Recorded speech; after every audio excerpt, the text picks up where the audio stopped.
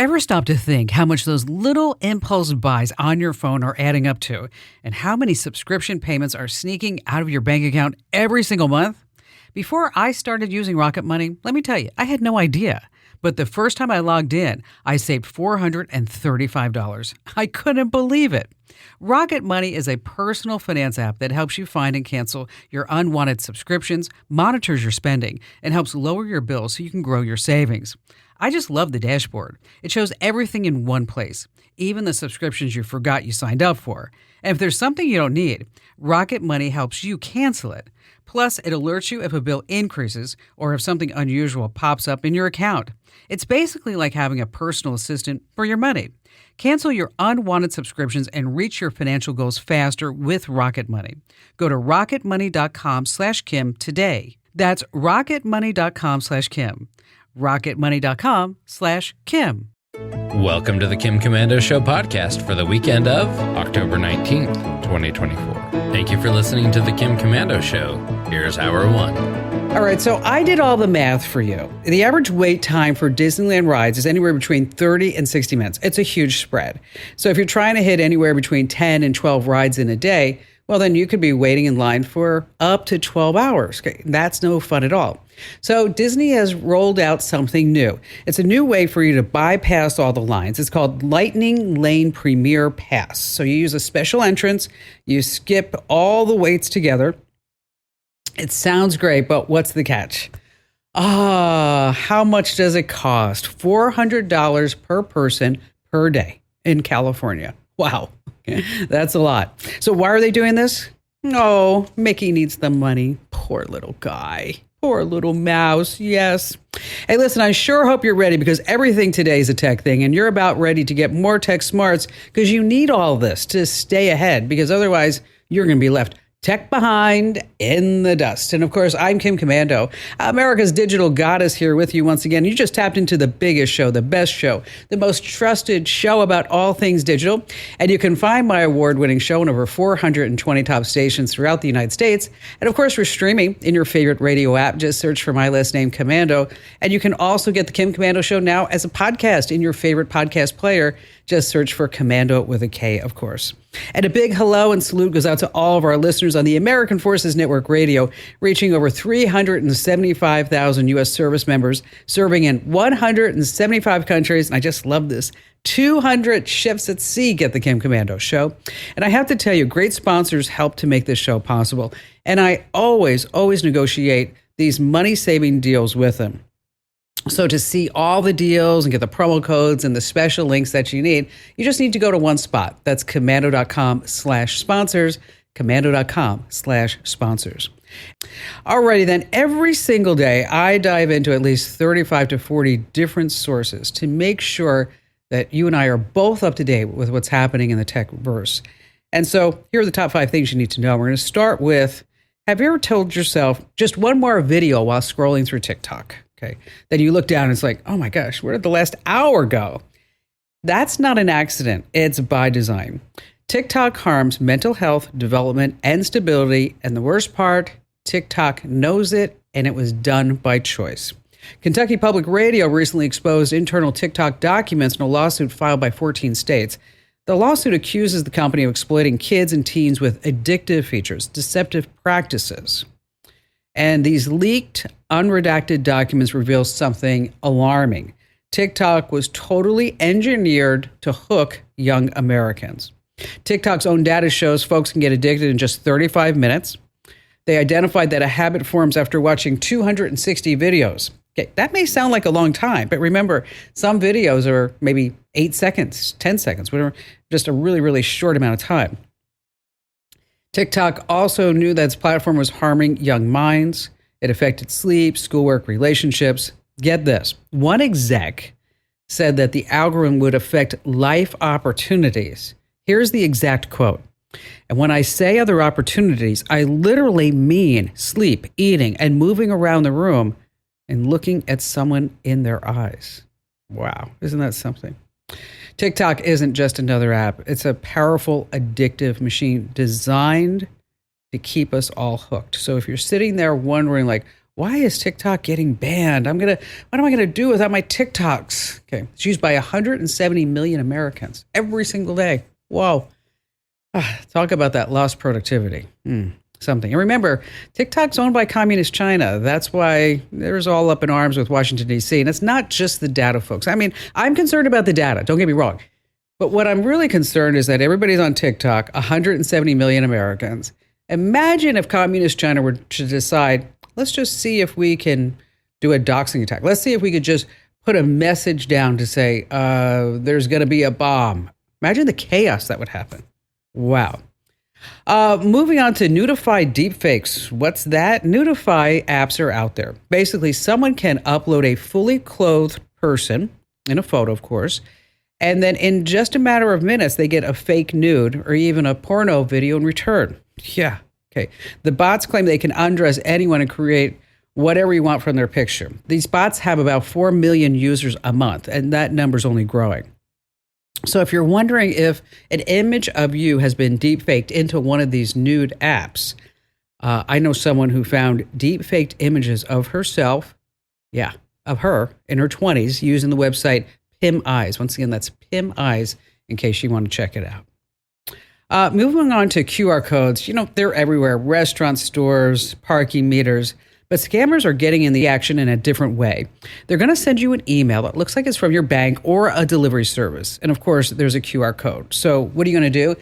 Well, you're going to scan it naturally. Well, that code is going to take you to a fake website that looks real enough, but it's stealing your login info. Or worse, it's going to drop some malware right into your phone. So if you get a QR code in on your phone or through your email, before you just go ahead and scan it, I want you to make sure that it's totally legit. I mean, odds are they're not going to do that, so you can pretty safe assume that it probably is some malware. And finally, this coming in. Oh, all that talent. Listen to this. If you are a bird nerd, it's time to flex your ears because I want you to take a listen and I want you to guess what these birds are. Okay, here's the first one. Okay, a red-winged blackbird. Okay, let's see if you could guess this one. See if you can guess this bird. Okay, that was a pretty good one. That was a great-tailed grackle. Okay, now, believe it or not, those are not birds. Okay, that was not a bird. There's this 10-year-old amazing little boy by the name of Samuel Henderson. And he has gone viral on TikTok for his incredible bird call impressions. Now, Samuel has autism. He's been mastering 50 bird calls for the past 6 years. He says he learns by bird watching, using audio clips on his iPad, and practicing with Audubon's plush toy birds that make the real bird calls. Okay, he's so good that he can fool the Merlin Bird ID app. Wow. Oh, man, isn't that impeccable? Oh, that was bad. All right, coming up, how to hide photos of your ex on your phone. Also, having too many windows and tabs open, what it's doing to your health. Oh, and Google Flights can now tell you the cheapest time to fly. And of course, we have your great phone calls, and you have me, Kim Komando, that you don't want to miss. Hey, be sure that you enter to win a brand new iPhone 16 Pro with AI right now at winfromkim.com. No purchase required. That's winfromkim.com. All right, how about we start with Barry in Durham, North Carolina. Hi there, Barry. Hi, how are you? I'm great. What's going on? I had gotten a divorce, and I got the house in the settlement. My wife was kind of angry, and she was friends with some of the neighbors. And so now unusual things have been happening in my house, namely that my air conditioner kind of comes on at these really bizarre random times. When I talk to my new girlfriend, it comes on. And it's timed for these like little specific times when I'm doing things like with her. Also, my emails are starting to get, unusual, I guess you could say. And so I was just calling to find out how can I, kind of reel this in and protect myself. Well, yeah, it's nerve-wracking, I bet, for sure, right? A little. Yeah. All right. So first of all, I just got to tell you, like a Nest thermostat going on and off at weird times might seem unusual, but that's how they work. Is that it's a learning thermostat. So it's not uncommon for it to start adjusting settings on its own. Okay. So it learns from your behaviors, your preferences, when you're at home, when you're not at home. And so it can create this automatic cooling and heating schedule. And it may not necessarily be a hack. I just want to put that out there that within your Nest thermostat settings, that there is a place for you to do a whole reset. So it will forget every schedule that it ever learned. And so you can start from scratch. So that's the first thing I would do. Okay. And while you're there, change the password. If you can set up, I don't know how old it is, you can set up any type of two-factor authentication on the Nest account. Do that as well. I will. Now, when you guys split up and you got the house, did you change the router? No. I have the same router. The same router. So what I want you to do is do a factory reset on the router. Gotcha. And so this way we're going to cut off any paths inside that house that she may have. Okay. And so you also want to change the name of the Wi-Fi network and also change the Wi-Fi password. Now, like you said, she's friends with the neighbors, and who knows if she's going over the neighbor's house or whatever it is. There are ways that you can actually hide the Wi-Fi network. So instead of it saying like, this LAN is my LAN, or the name of my network is FBI surveillance van, just because I thought that was funny, is that unless somebody actually knows the name of the network, they don't even see it. So it depends how far you want to take this. Okay. But conceptually, if you haven't changed the password to the router, and if maybe some remote access was turned on the router, then she can still have a full path in there. So that's why we want to make sure that we reset the whole router. If the router's old, maybe it's worth buying a new one at this point. But if you don't need to, just make sure you do a whole factory reset and change the password and do all that other good stuff. Okay. Okay, I could do that. Now, about your email, what's strange in there? I'm getting emails that they tell me the exact things in my house, where they are, and it's kind of, like you said, unnerving, because I'll pick something up, I'll put it down, then I'll get kind of a quick email that says, hey, it's, in such and such a, or it'll suggest that it's in such and such a place. And I'm like, I didn't tell anybody. There's nobody here. Or I'm sorry, you put something down, like a cup of coffee or what? Yeah, so I would have like a specific bottle of like shaving cream. So I would pick it up, put it down, and then suddenly I'd get, I'd check my email quite a bit for work, and I would get suggestions on my email that, hey, your, like Old Spice or whatever it was is now in such and such a corner or something like that. Ooh, that is weird. That's weird. Yeah. That's weird. So you need to look for some hidden cameras too. How would you go about it?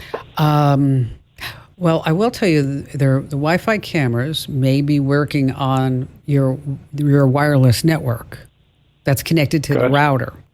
So what you could do is, before you do the whole factory reset, is that there are some apps that will map out what's connected to the wireless network.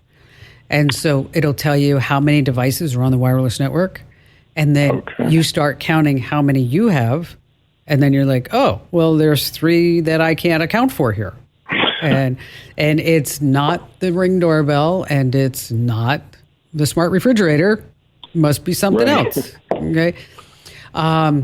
So that's one way. The other way is you just walk around a room with a flashlight, look for any lens reflections. And then there's also some little gadgets called an RF detector that we have links to these over at Commando that you can buy on Amazon. It will tell you if there's any wireless things. But here's the deal, is if all those cameras are working on that router and on that network, then when you reset that router, all of that's going to go hasta la vista. Okay. That's assuming that the wifey didn't put the cameras hooked up to the neighbor's wireless network. Oh my God. Okay. So that's why, you got some trouble here in River City that you've got to start taking a look. But the whole thing with the shaving cream, the Nest thermostat, I'm like, well, okay, well, maybe that's just the Nest. Okay. Yeah. But Okay. having the shaving cream, somebody sending me an email that, okay, you just moved the Old Spice from the left side to the right side. That's weird to me. It's getting bizarre like that. Yeah, so that's why there's probably, I don't know, there's probably some hidden camera somewhere, and then it's going to be, up to you to go around, or you can always hire a professional to come out and take a look to see if there's anything lurking in the bathroom or anywhere else. And you also might want to consider, I don't know the laws for the state of North Carolina, but you might want to consider some legal action too, because, putting cameras where somebody has a reasonable right to privacy, i.e. a bathroom, I have to guess is against a lot of laws. But again, I would consult somebody who's familiar with your intellectual property rights and legal aspects of this in North Carolina. We have links to these over at the website at komando.com. And Barry, if you need any other help afterwards, just give me a call back. I'm here for you. All right. So you came across a website saying, around the world trip for only, I don't know, $2,000. Is this a good deal? Well, that would totally be a big red flag that it's a scam. That should be tens of thousands of dollars. But what you want to do is look for the red flags. Legit sites will always have a way for you to get in touch with them. If you can't find a phone number or a contact us form, stay away. Of course, the HTTPS and the address is always important. And always Google search the name of the site with the word review or scam, and never use your debit card to buy anything. All right, coming up, we're going to talk about Google Flights and how you can score the best deal online here on the Kim Komando Show.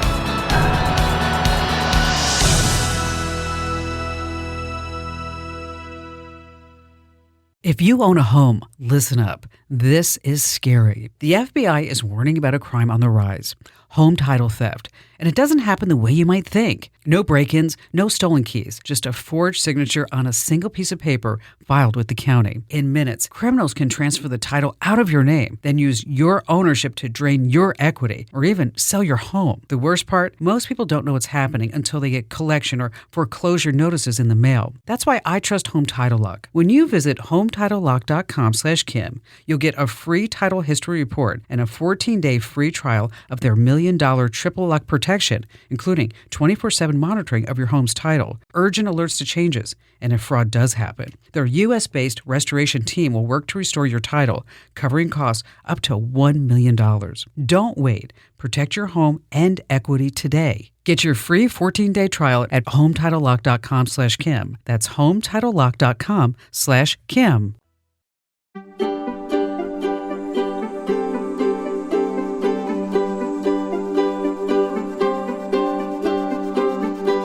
Hey, coming up, we have our weekly tech health tip, and this time we're going to be talking about how too many windows and too many tabs can be causing you a disservice. And then later on, Google Flights, they can now tell you the cheapest time to fly. And if you're sitting there thinking to yourself, well, why do I care about flights? Christmas is coming and New Year's, and so you might start thinking about, well, where you want to go and buying that ticket before the cost just goes out the window. All right, before we get to that and your phone calls, your ex is gone, but your phone's photo app didn't get the memo. Every time you open the phone, it's their face. Here's how to stop seeing your ex's photo for good. Now, if you have an iPhone running iOS 18, use Apple's new breakup mode. You just open the Photos app, find a pic of your ex, click the three-dot menu, and tap Feature This Person. Then you've got two options: feature less or never feature again. Yes. As for Google Photos, you're not stuck with bad memories either. Head into your photo settings, memories, and then hide people or pets. Select the person, and then they're going to vanish from your memory. Well, at least on your phone, at least. That's it. Hey, these photos are not deleted. They're just hidden, by the way. All right, back to the calls we go. Ruben in El Paso, Texas. Hi there, Ruben. Well, hi there, Kim. Big fan. How are you? And thanks Wonderful. for taking my call. You betcha, anytime. So I'm usually the skeptical, kind of keep an eye on things and make sure I'm not getting scammed. But that cam scanner that I loaded, I found out from your website was a big no-no. And I'm like, oh, man, I thought I did my due diligence to keep myself, safe. But and then you're like, nope. Everything's going to China. Why me? Yes, exactly. They already know me, I think, but I don't want them to know more about me. So what are you scanning? So usually it's like, it might be some medical documents for, that I got to send off to another doctor or maybe to my tax guy, who needs some stuff. And usually I scan it on the phone and I upload it to an email and then send it off. What kind of phone do you have? But based on the other caller, I should have something more than the iPhone 11, which is what I have. Hey, you know what? But the iPhone 11 has a great scanner built in. You don't even need anything. Yes. And I, because of your website and because of you, I totally thank you. Big hugs to you. I that's what I got. That's what I'm using now is the from the notes. Mm-hmm. Yes. From the notes app. Oh, and it works great. So, I feel more comfortable.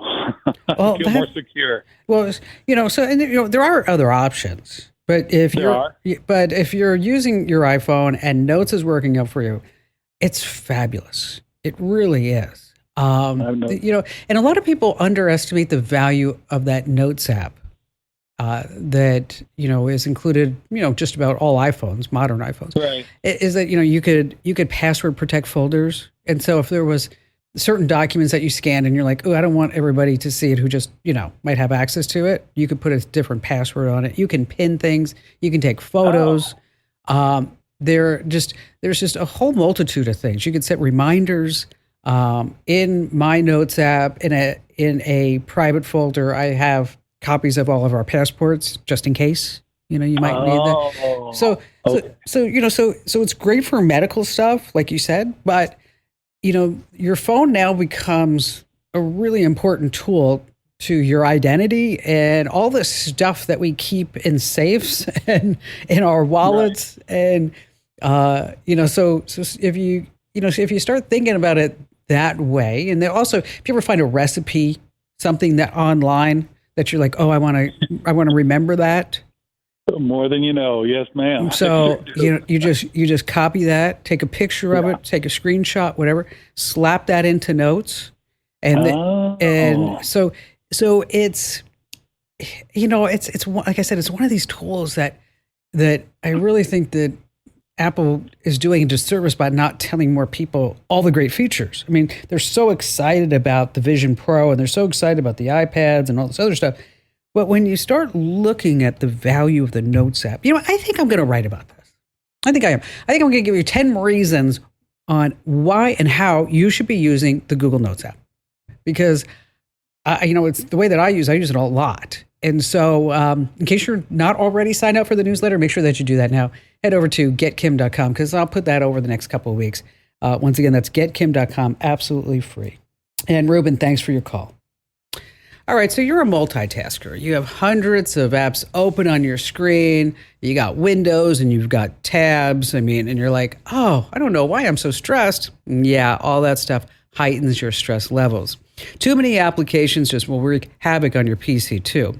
So you should only have about 9 windows open at a time. Okay. Otherwise, it's going to start slowing down. A study also found that media multitaskers actually perform less well on cognitive tests than those who weren't. So if you can't help but keep a ton of apps open or windows or tabs or whatever it is, there is an easy trick to hide them on your PC and Mac. All you have to do is click the Show Desktop button in the Windows taskbar. And when you click on that button, all open windows minimize. Yeah, you're going to love that. Use this to just pop them all open again. And on your Mac, hit Control and F3 at the same time, and then all inactive windows will close. All right, still to come, we do have more of your fantastic phone calls, and then later on, an insider secret about Google Flights you're going to love here on the Kim Komando Show. All right, Danielle in Chicago, Illinois, listening to us on the Big WS. Hello there, Danielle. Hi, thank you for taking my call. Anytime. What's going on? So So I have an iPhone 12, and I am wondering if I want to upgrade it to like a 15. I don't need a fancy, smancy 16. Solely for the camera, though. Well, so let's see. So you don't want to go to a 16? I'm just being cheaper than a 16. Yeah, I get you. Well, anytime you start looking at technology, if it becomes, say, 2 or 3 generations old, then you really definitely want to start looking at an upgrade. And when you start looking at the difference between a 12 and a 15, it's pretty substantial.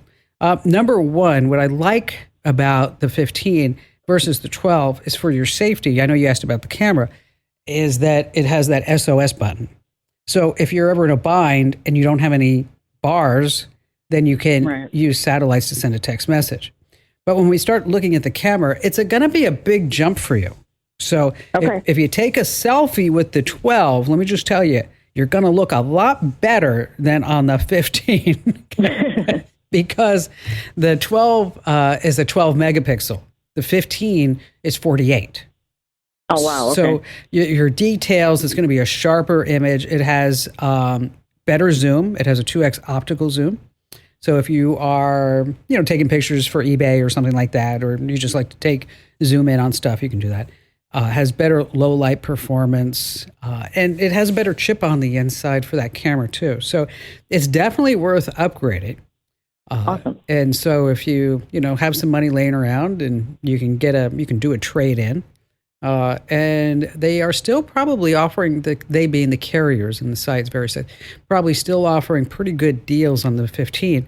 And you're smart in waiting because the prices of these phones, they always go down when a new model is released. And so now the 15s, they're kind of looking at well, I guess it's okay, but you really want the 16, don't you? I mean, don't you want to have the latest and greatest? Well, no, the 15 is a definite step up and, worth the money. But speaking of the iPhone 16 Pro with Apple Intelligence, in case you want to win one of those, just head to winfromkim.com.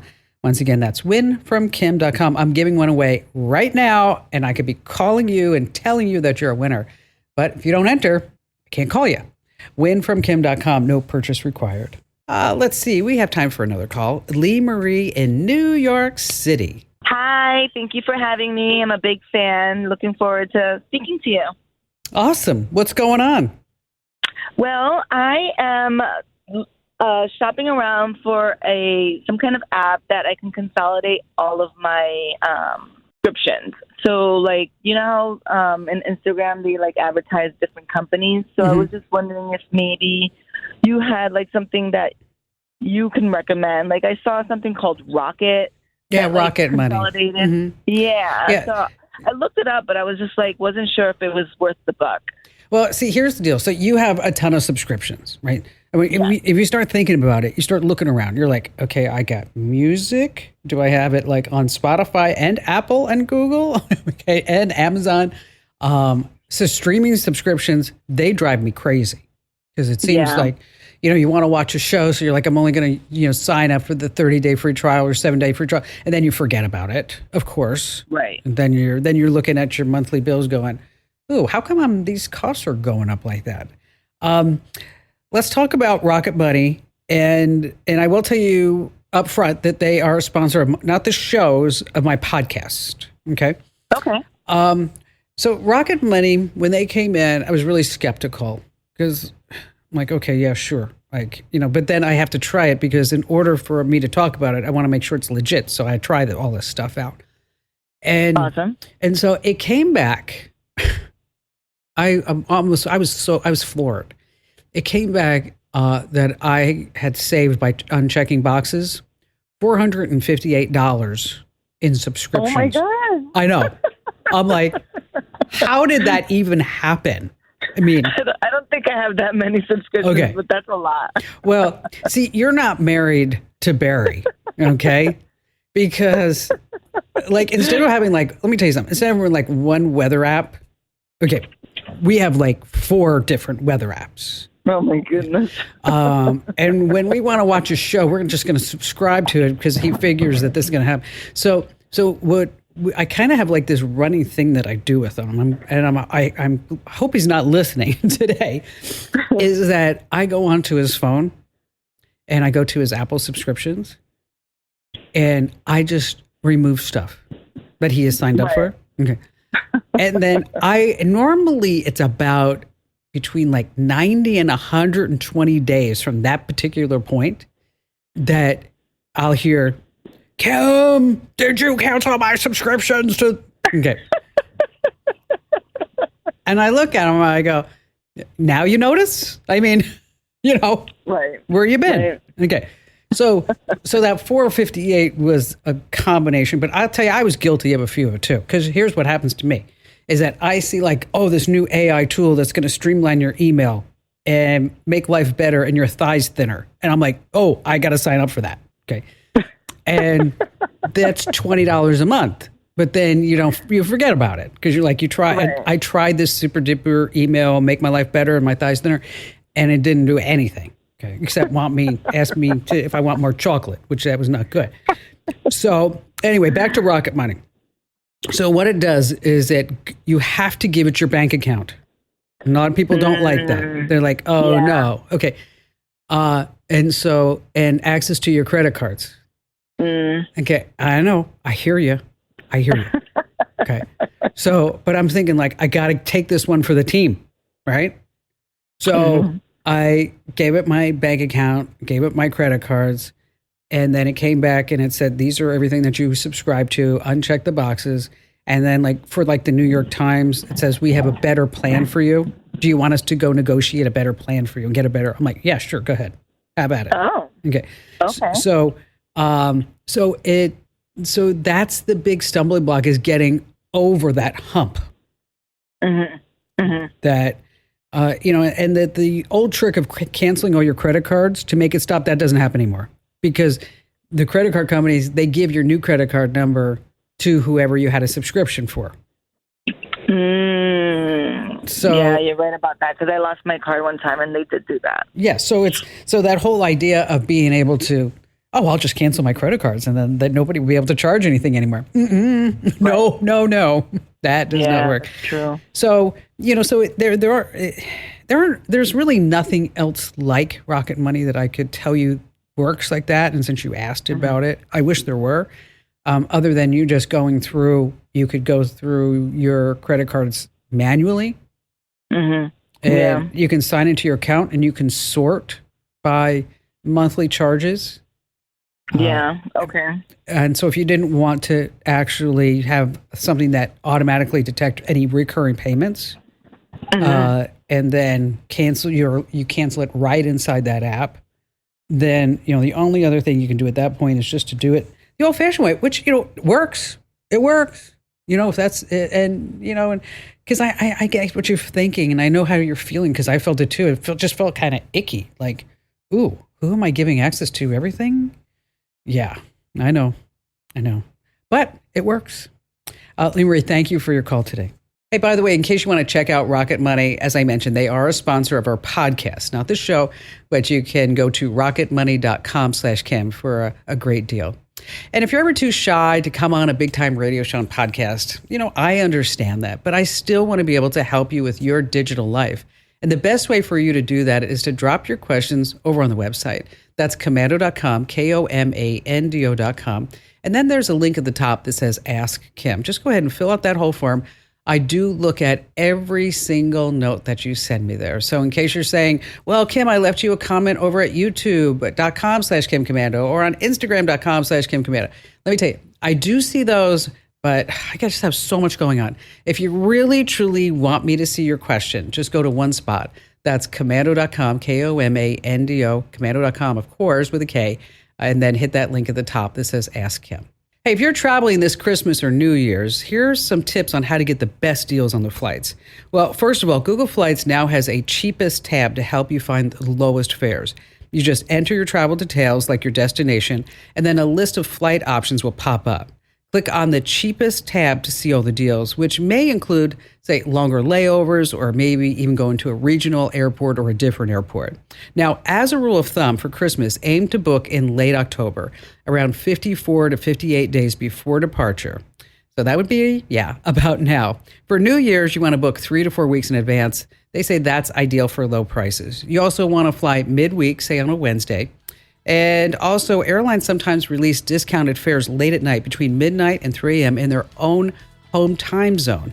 So you can set alerts and check during those hours to maybe even snag some bigger savings. But I'm telling you, you got to get moving. Now is the time to lock in those deals. And just a reminder, enter to win that iPhone 16 Pro with AI. You just need to go to one spot, no purchase required. Winfromkim.com. Thanks for listening to The Kim Komando Show. Here's hour 2. Okay, so let me ask you a question. How would you handle this situation? A job applicant shows up, but they bringing their mother and or their father to the job interview. You're like, what? Hey, it may sound far-fetched, but Gen Z is actually doing this. Generation Z are the ones born between 1997 and 2012, right after the millennials. Now, they're hitting the job market, and competition is fierce. So they're bringing, mom and dad to the job interviews. About a quarter of these applicants will sit with them in a job interview.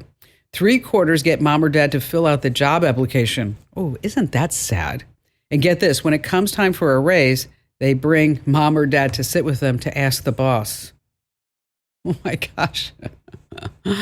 That happened to me once. Yeah, I forget the position and somebody showed up with their mother and I was like, that's not going to work for me. I mean, what are we going to do as maybe an HR benefit or offer them a complimentary nap blanket, security blanket? I don't think so. Hey folks, I hope you're ready. Today it's all about tech and I'm here to give you the know-how so that this way you can stay tech ahead. Because I never want you to be tech left behind in the digital dust. And that's my job, sitting here as America's beloved digital goddess, Kim Komando. You just tapped into the biggest show, the most trusted show, and it's an award-winning show. That's right, I'm in the Radio Hall of Fame, and you can find us on over 420 top stations throughout the United States, and we're streaming in your favorite radio app. Just search for my last name, Komando. And you can now get the Kim Komando Show as a podcast in your favorite podcast player. And a special shout out goes to all of our listeners on the American Forces Network Radio. And I have to tell you that great sponsors help to make this show possible. And in case you hear me say a different address, a different promo code, whatever it may be, and you're like, oh, I didn't get that, Kim, just go to one spot, komando.com/sponsors. All righty, then every single day I dive into at least 35 or 40 different sources to make sure that I know exactly what's going on right now and what's to come. And then I transfer all this know-how and intellect to you every single day. And here are the top 5 things you need to know about right now.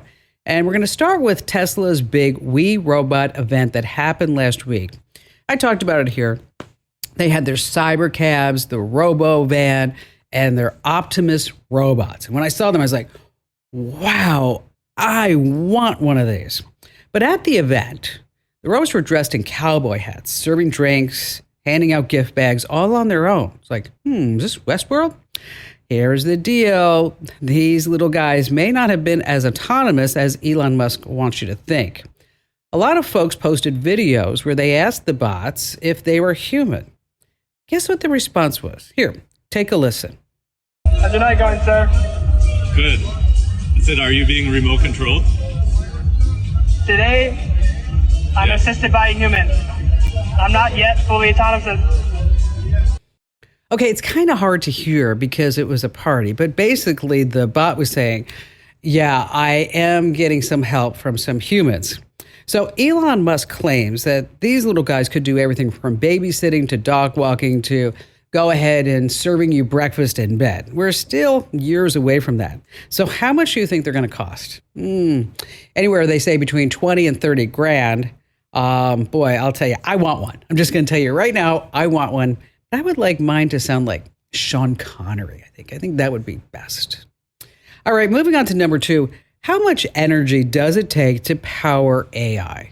I mean, you may not have ever thought about this, but every time you go into like a ChatGPT and you ask it a question, it uses 10 times the power of a typical Google search.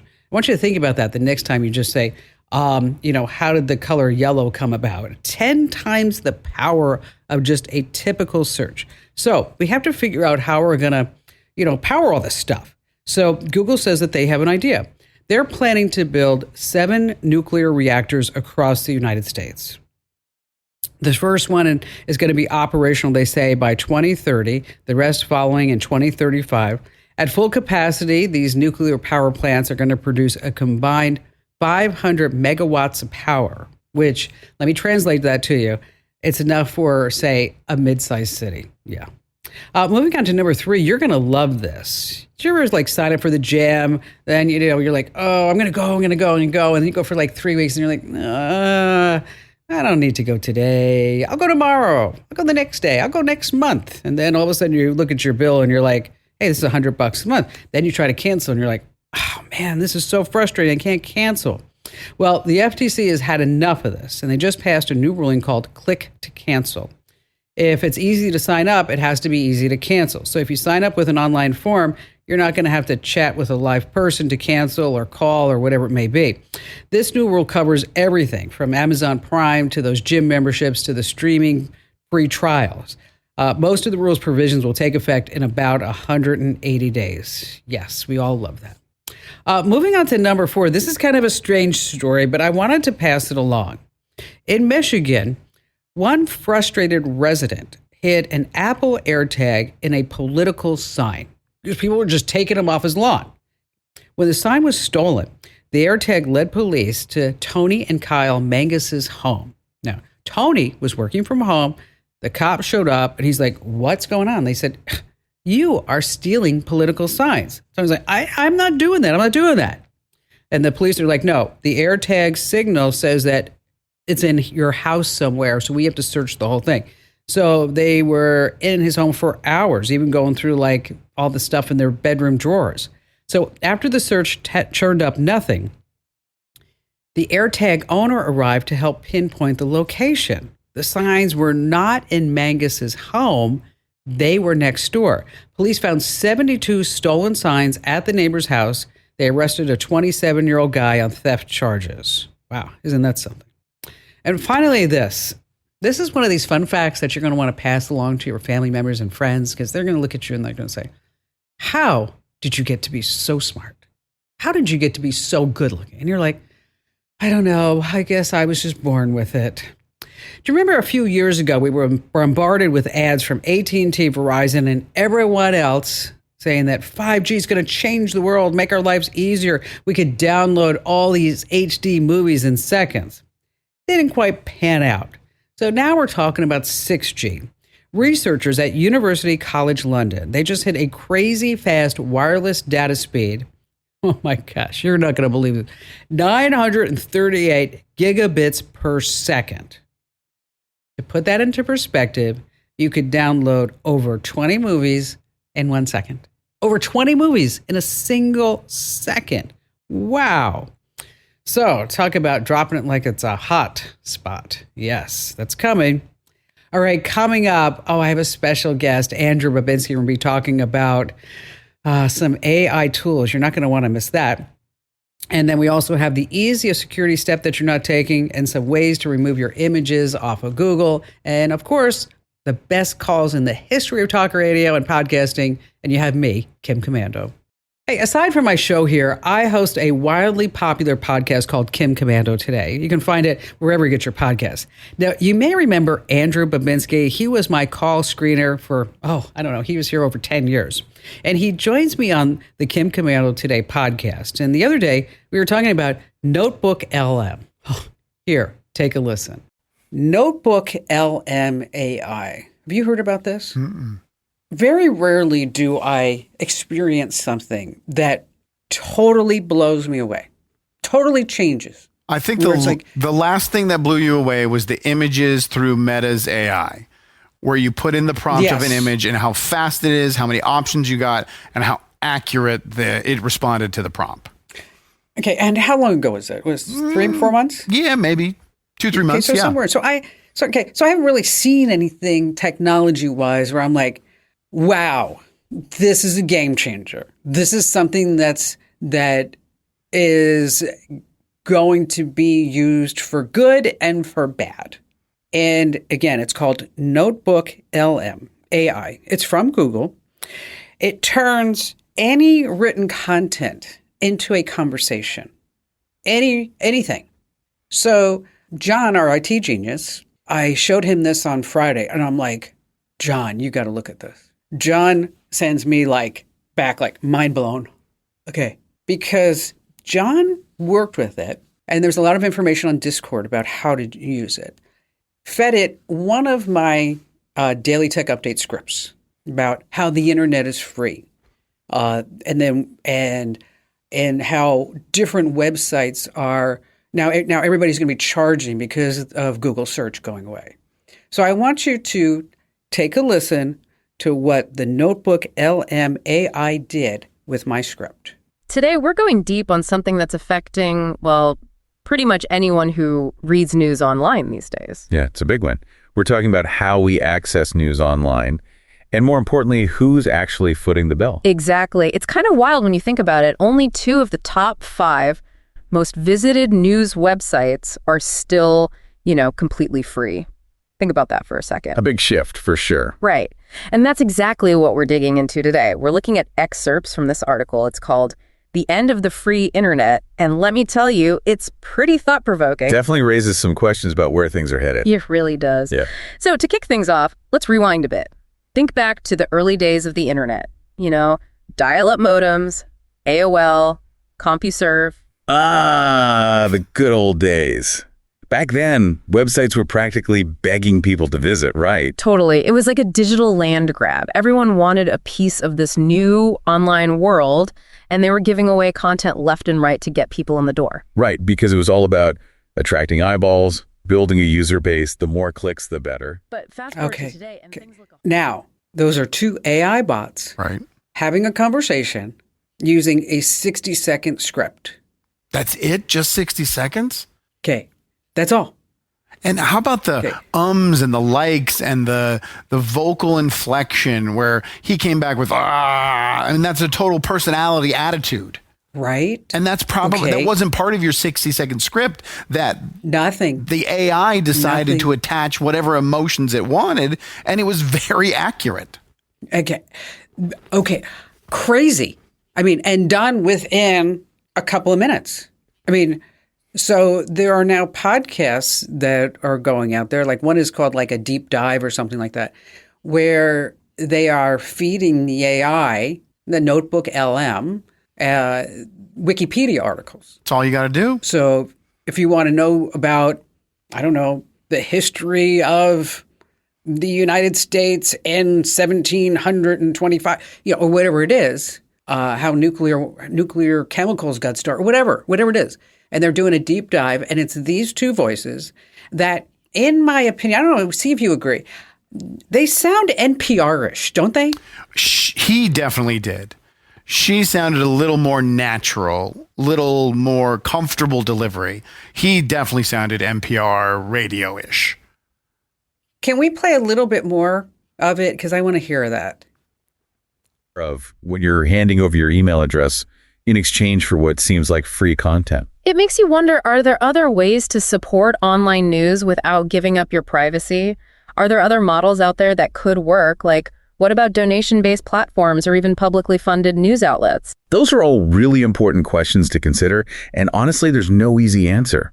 The way we access information is changing rapidly, and as more and more high-quality news... I am just astounded at the quality. How long was the conversation based on a 60-second script? Well, we also linked out to the article. Okay. And you tell it how long you want it to be. You tell it, different angles maybe, and you tell it the name of the show. You tell it the stance that you want to take. Well, what is the takeaway at the end? And so you can program this and have it go to breaks as well. Wow. And right now it's just the 2 voices. Okay. And you can, I was thinking I was really thinking about, I'm going to try this when we also tried it with pieces of the newsletter, because I wrote a whole top story about Amazon. And the different perks or whatever that you get with Amazon, and that they're having the Prime Day sale, I think it was. And you got to watch out for all the scams on the Prime Day sales. And over 1,000 different websites have been just fired up over the last week or so for, let's say, like Amazon Prime Deals.com or whatever it may be. And when it came time to do that Amazon script, it would not say Amazon.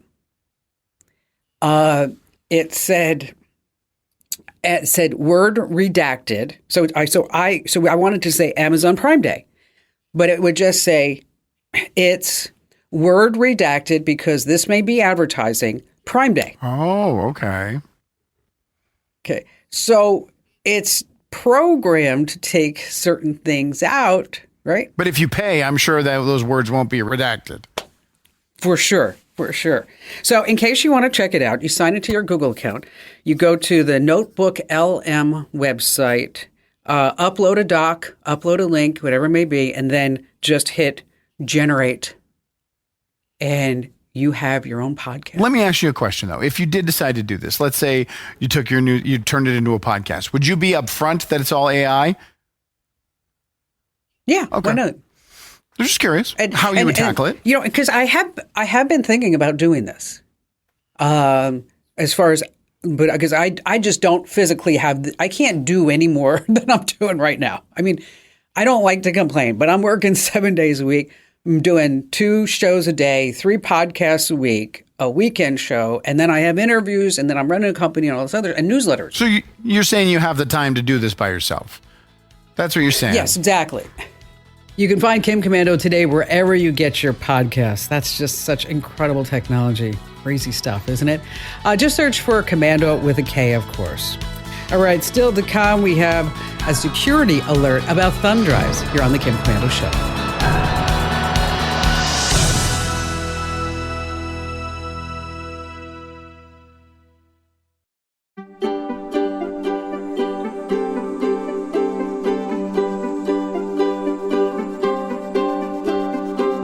All right, in our security tip this hour, we have the easiest step that you're not taking, and also later on some ways to remove some images and other stuff from Google.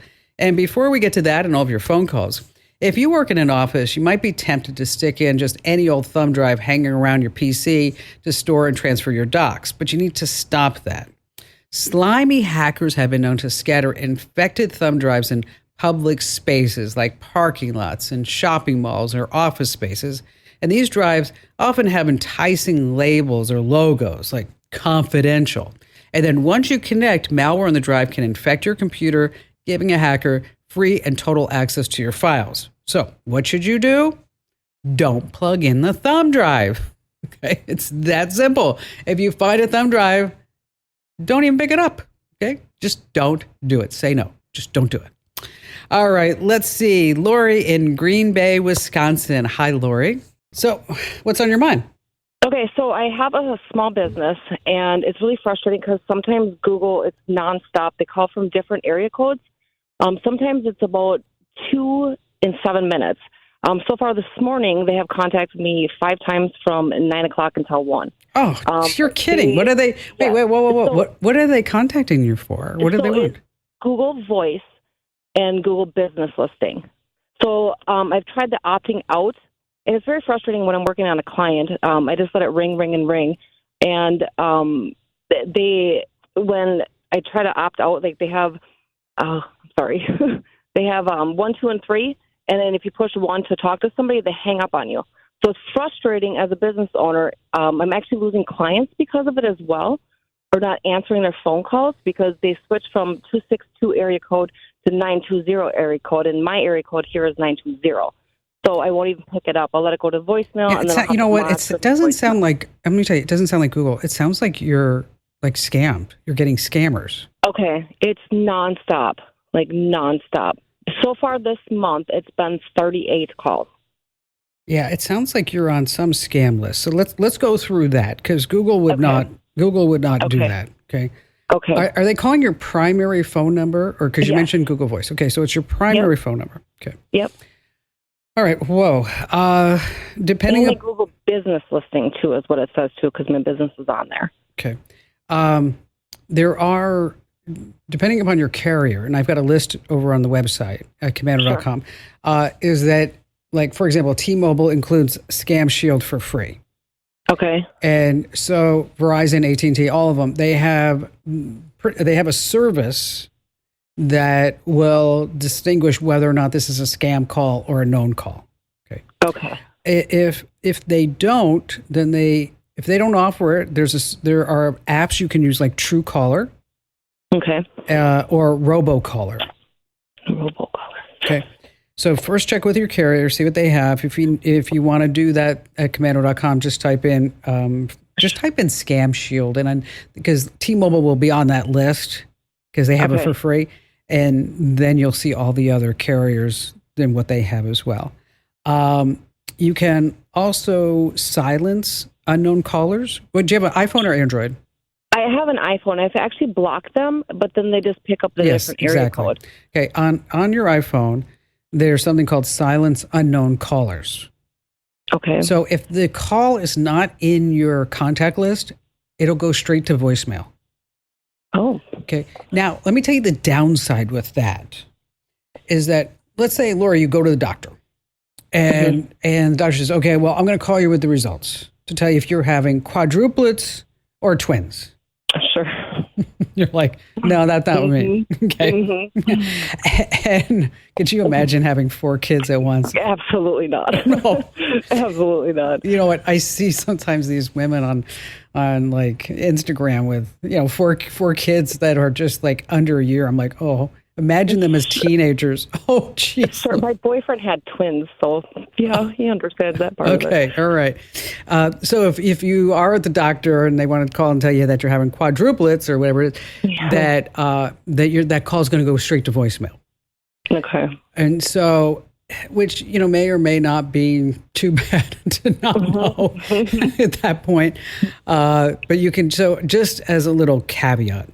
Now, if your phone number is listed publicly on your business listing, is that the case? Yes. Okay. Yes. We need to make that stop. That needs to stop right now.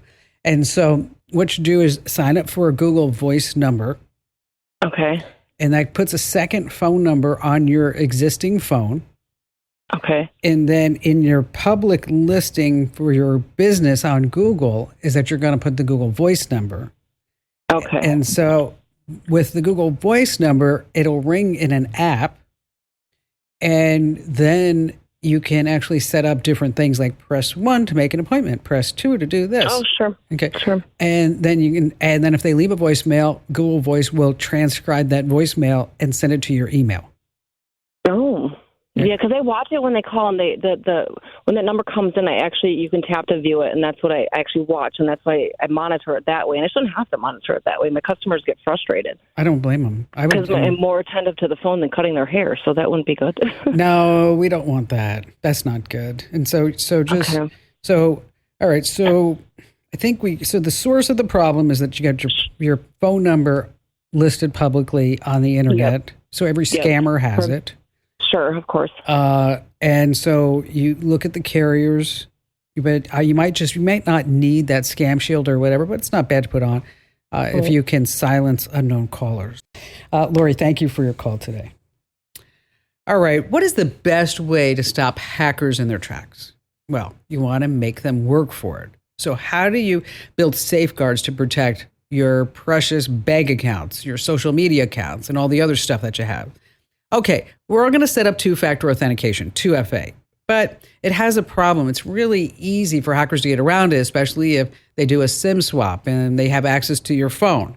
So what you want to do is take it a level up and use an authenticator app like the free Google or Microsoft Authenticator. So instead of using 2FA, every 30 seconds, an authenticator app generates a one-time passcode that you can use to sign into your accounts. And both Google and Microsoft, they work the same way. On Facebook, for example, under your account security settings, select Authenticator app instead of 2FA, and then just follow the prompts. And so this way, in case you want to sign into your Facebook account at a different location or a different browser, different device, whatever it may be, it's going to say, hey, we need that code. So you open up your phone and you open up the Authenticator app, and then that's where you get that code that's only good for 30 seconds. It's so much better than using two-factor authentication. All right, still to come, we're going to be talking about how you can remove some search results from Google that you don't like out there. And of course, we do have more phone calls you don't want to miss here on the Kim Komando Show. All right, let's see. Tom in Reno, Nevada. Hi there, Tom. What's going on? Well, I have a question about home title lock and securing my title. Can a cyber criminal take out a title to my home in their name, then borrow money on that title if my credit is frozen? You know, this is a big question because the Federal Trade Commission just came out with a big notification. I got it myself about 2 weeks ago from their press department that said home title lock insurance is not the same thing as credit or identity theft insurance. Okay. So even though you have home title insurance, is that what you want to do is make sure that you also have your credit frozen so that nobody can access your credit and take out a mortgage using your name. And keep in mind that you can also monitor your home's title a couple of different ways. A lot of county recorders right now, they will notify you if anything that has happened to your title. You can set up alerts with these folks. And so you might want to just, reach out to the county assessor department or website, wherever you want to do it, and ask if they have any type of alerts that you can set up. And then, of course, if somebody does take action, is that, you'll have to move quickly. But I think, the whole idea of having home title insurance, I think you still need to make sure you have identity theft insurance and you make sure that you freeze your credit and you do all this great stuff. And here's another insider secret, Tom, is that you go to places like Zillow.com, okay, and you look up your property. And then there's going to be an option for you to claim your property. Have you ever done that? I've looked it up just to check out the value, but not to claim my property. Okay. So what I want you to do is to claim it and say, this is mine.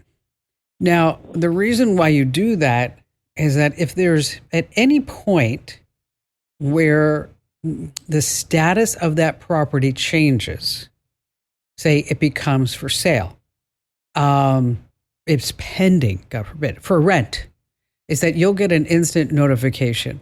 Now, is this land or is this a structure? It's my home on land. It's it's okay. All right. So there's a house there. Yeah. Okay. All right. Okay. Because the reason why is that there's another step if it's just vacant land. Because if it's vacant land, what you want to do, even because most vacant land is paid off. Okay. And if your house is paid off, you might want to do this too, is that you take out a mortgage and you become the mortgage. So you take out a mortgage on your own house. Okay. And so that mortgage could be for $100. Okay. And you're not going to be making payments, but you are the holder of that mortgage on that property. Now, what this does is that if somebody tries to claim the land or claim the property, your home, is that it makes the title company do one more step to make that sale happen, is they have to resolve the mortgage. So when it comes time for the property and there's a mortgage recorded, publicly recorded, you have to do it that way, okay? That it's going to take, before a fraudster, a scammer, whatever, to take your house over, again, somebody at the title company is going to have to do one more step, and that's fill out a whole bunch of forms, okay, that mortgage was taken care of. So, and does that answer your question? Basically, yes, it does. And it gives me extra things to do if I pay it off. Yes. Hey, Tom, thanks for your call today. All right, let's see who's next. Michael in Houston, Texas. Hi there, Michael. Hi, Kim. If I could steal an extra 10 seconds, you are my shero. I feel like a dumb Wookiee sometimes, and you've just guided me through the digital universe. Thank you so much. But I've been making business connections all over the world, and a lot of my connections, particularly, Kim, in the Asian countries, are very anxious to have me connect on WhatsApp. And I'm a little apprehensive with some of what I've heard about it, and I just wanted to get the official word from you on how I should proceed, please. Well, I'm glad that you called. Thank you. What kind of business are you doing? I'm a restaurant manager, and it turns out some of the challenges are global, and we exchange ideas and problem-solving tips and things like that. It's not a necessity; it's become a social thing, and I definitely try to minimize the number of apps that I use. So I was wondering if what I should particularly watch out for WhatsApp. Well, WhatsApp, it's owned by Facebook. And just so you know, a lot of the data sharing is going to be happening back and forth. Some people are concerned about that. Some people are like, I give up. They have all my data and they're just going to keep getting all the data. WhatsApp, it can be used by scammers and cyber criminals. So make sure you're always careful about unknown numbers. You don't want to give away any real personal information. You're smart. You're not going to share passwords or anything like that. Now, WhatsApp, the web lets you use it right on your computer. So just keep that in mind if you have any sensitive messages or that. Now, when it comes to privacy settings, you really need to get into there because unless you turn it off, people can see when you were on last. They can read receipts. They see your profile photo. They can get a lot of personal information about you. So that's why I also want to make sure that you sign up and you set up the 2-step verification. Because this way you're going to get a 6-digit PIN if anybody tries to steal your account. Now, by default, and this is a big one, by default, anyone can add you to a group chat. Now, so you might just want to change that because that can get pretty annoying, all right? And so you change it from my contacts to my contacts accept, and then just get in the privacy settings and drill down in there. And just be careful when you're using it because, you're just so, it seems like every time you turn around, somebody's getting scammed. It's like... Oh, yeah. All day, either personal or professional, all day. Yeah. And it's just, I wish we could go back when life was all hunky-dory. But, we were getting scammed then, but it doesn't seem like they were all as sophisticated as they are now. But, it was easier to find them then. Yes, it was. Now they're just located all around the world. And they're 10 years old. Okay. And that's when they get started in figuring out how they can steal money from all these Americans. Well, have some fun, Mike. And again, just head into those privacy settings and look at every single option. And thanks again for your call. Hey, I'm trying out something new.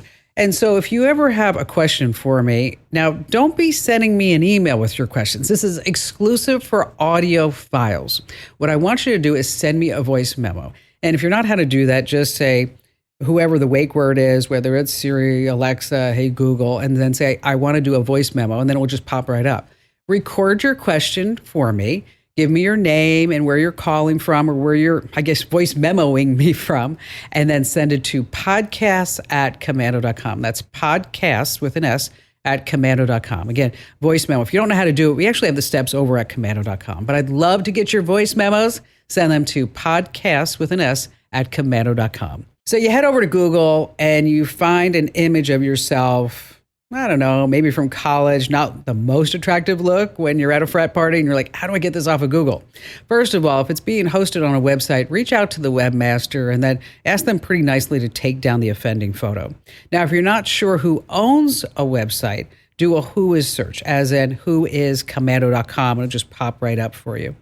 And if you really are sitting there like, this is really bad content, you can actually report that result to Google. And you just look at the image, click the 3 dots on the photo, and then select report the result. And then maybe, keep your fingers crossed, they'll take down the result for you.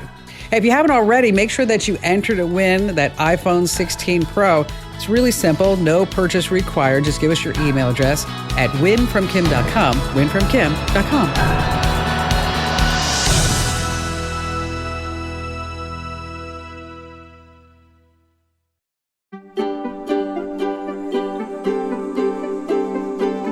Thank you for listening to The Kim Komando Show. Here's Hour 3. So I was reading a report this past week, and it was talking about words that are a clear tip-off that you are talking to a scammer. So like, for example, if somebody says, would you kindly? Okay, we don't say that here in the United States. Never, it seems like, right? It's a tip-off. How about kindly settle your balance. That's another one. You're talking to a scammer. Or just some random number that's going to text you, hi, how are you? And you're like, it's a sign from the universe. No, it's not. It's a setup. They're going to try to steal your money. So yes, so kindly settle your balance. Somebody who just says, hi, how are you? Or somebody says, would you kindly, just know that that is totally a scammer going after you at that very moment. And get set, everyone. We're diving into everything tech right now. I'm going to make sure that you know what you need to know in order to keep up, because otherwise you're going to be stuck in the digital dust. And I, of course, Kim Komando, America's digital goddess, here with you once again. You just tapped into the biggest show, the best show, most trusted show and podcast about all things digital.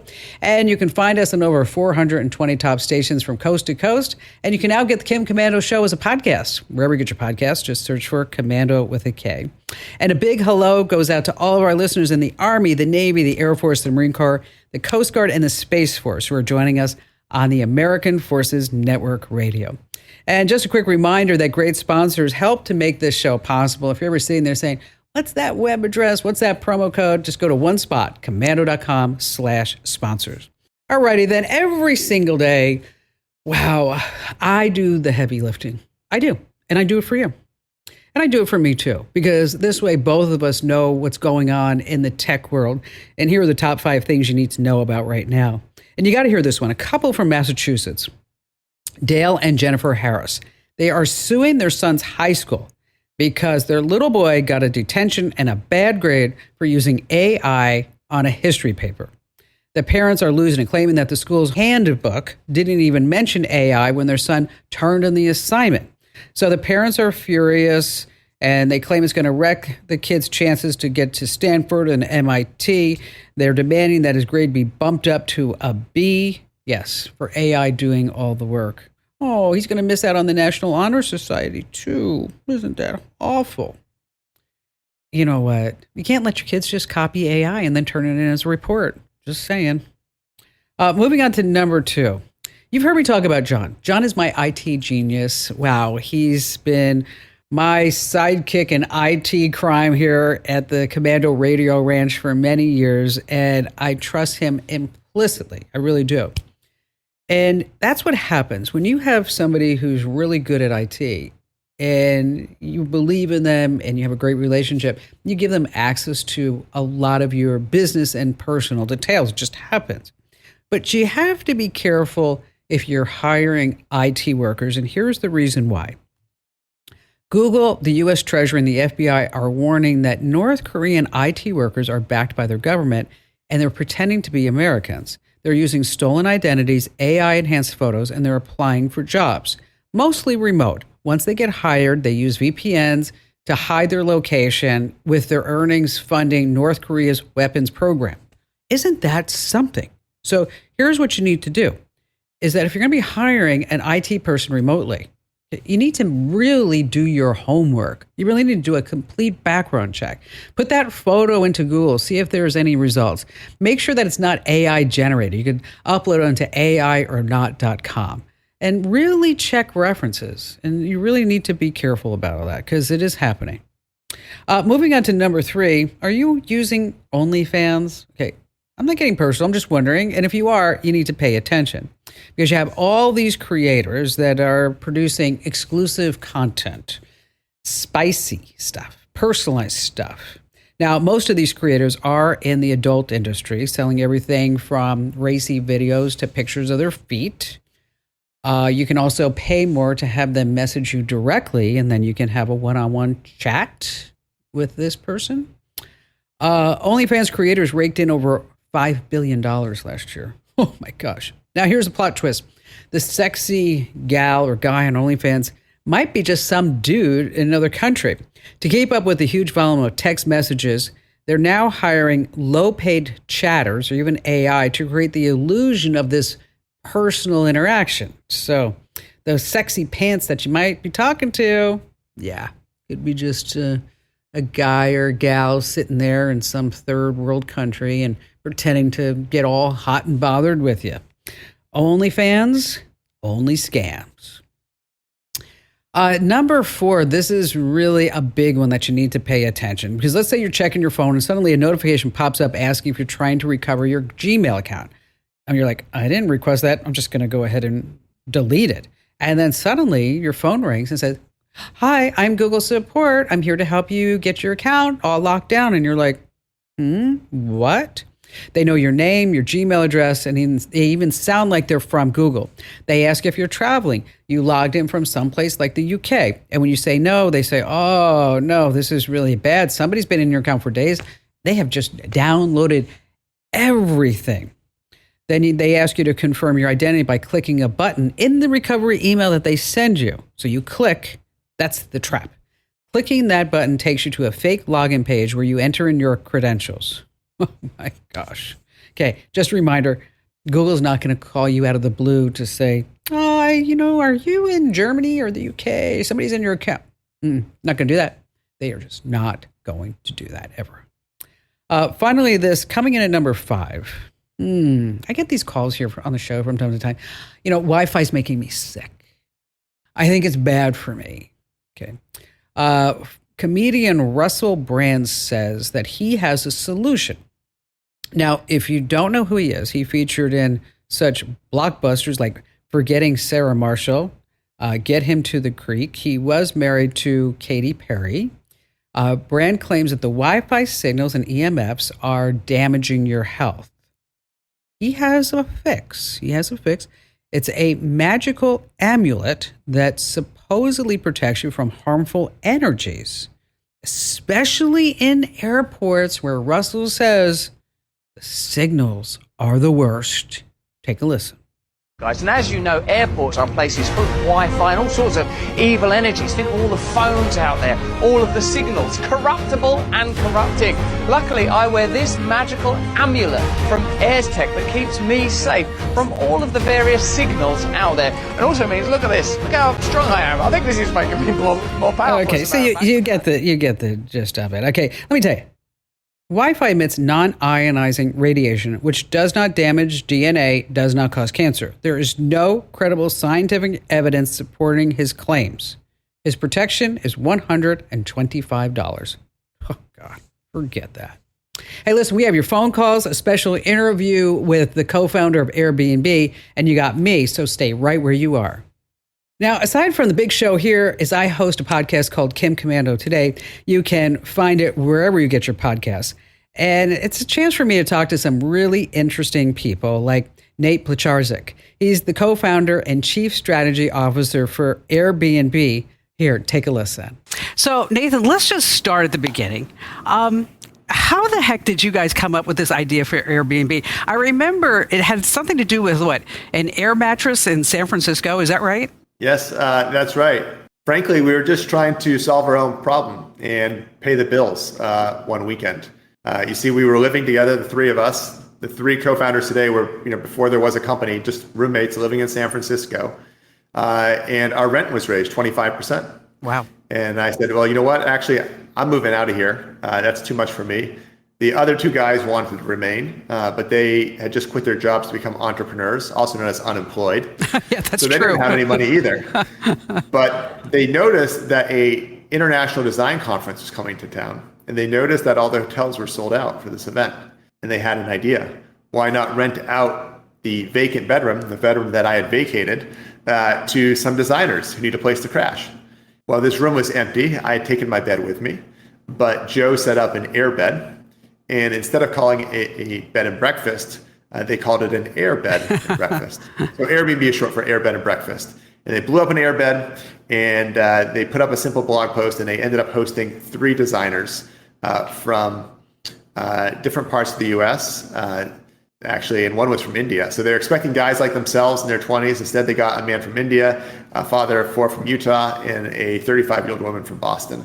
And better yet, they all went to the conference together and had a really good time. That's fun. Joe Bryan that weekend made, roughly $1,000. The guests had an affordable place to stay, and they made all these kind of connections. And so it was really meant just to be that one weekend. But upon reflecting about it, we said, certainly there are other times, events where, people need an affordable place to stay. And this was so powerful why don't we try to make it just as easy to book someone's home as a hotel? And so that's what we set out to do in early 2008. What was that pivotal moment for you guys at Airbnb? I feel like all entrepreneurs go through this journey.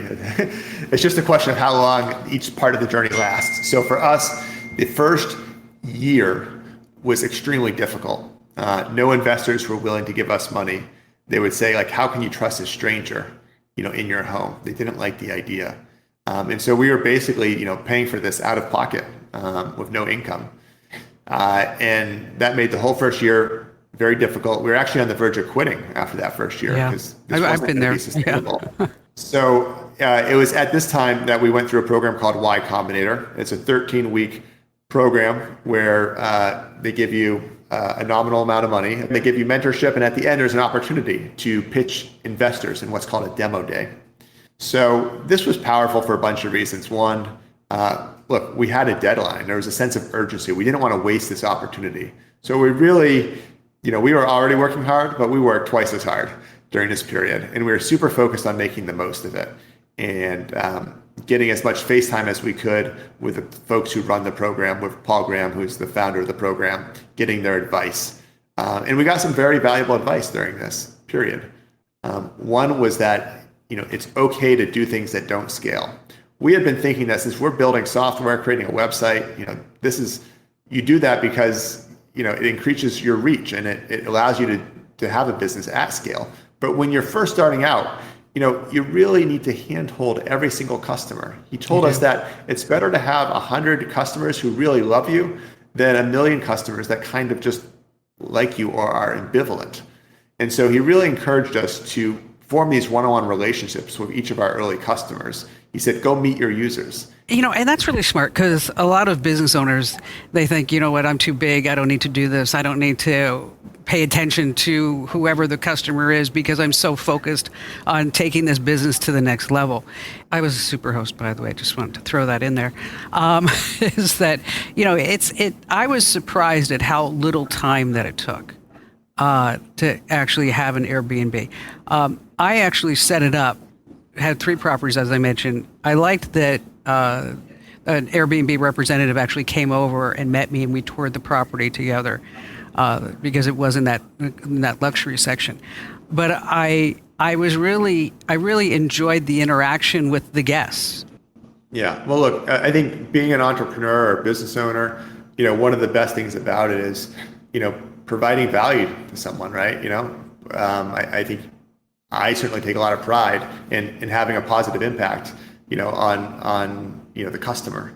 And so I think what you need to remember is travelers, their trips are really important to them, right? These are typically, things that they've looked forward to for a long period of time. They're really excited about it. And, you can play a big role in making them have just, a memory of a lifetime. Nathan, I do have to ask you a question, only because it's in the news so much. I'm talking about the creepy cams that you might find in a rental. How is Airbnb addressing that? Well, we absolutely don't allow cameras inside the rental, and any cameras on the exterior have to be disclosed. Good. And so those are the expectations that we set with our hosts. If any hosts violate that, they're subject to removal. Look, these situations are incredibly rare. Of course, when they do happen, they get a lot of attention. For sure. We take it very seriously.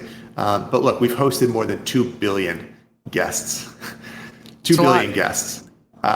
So, we've had billions of satisfied customers who've had great stays. And once in a while, you hear one of these stories. But it's very, very, very rare. And it's because, we set that expectation with our hosts. Definitely no cameras inside. You know what? And if somebody, because I hear that a lot. People are wondering, like, well, how do I make sure?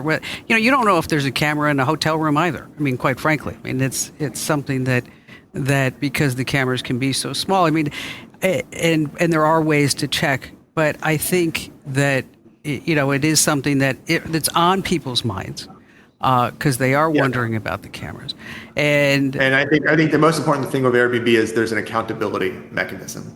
So hosts know that if they want to be successful, if they want to be able to continue to use the Airbnb platform, they have to live up to a high standard. And in fact, the most important thing is that guests are giving them good feedback.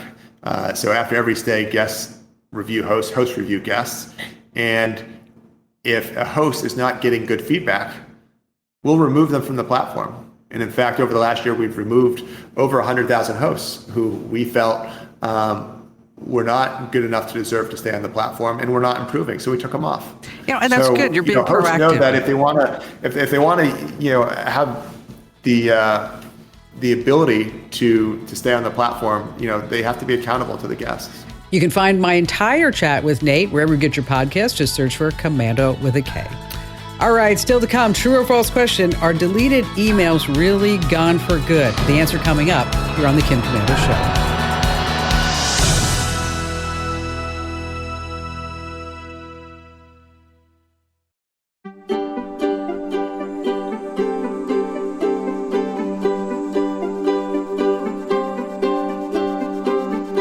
Okay, true or false question. Are deleted emails really gone for good? Ooh, that answer coming up in just a few minutes.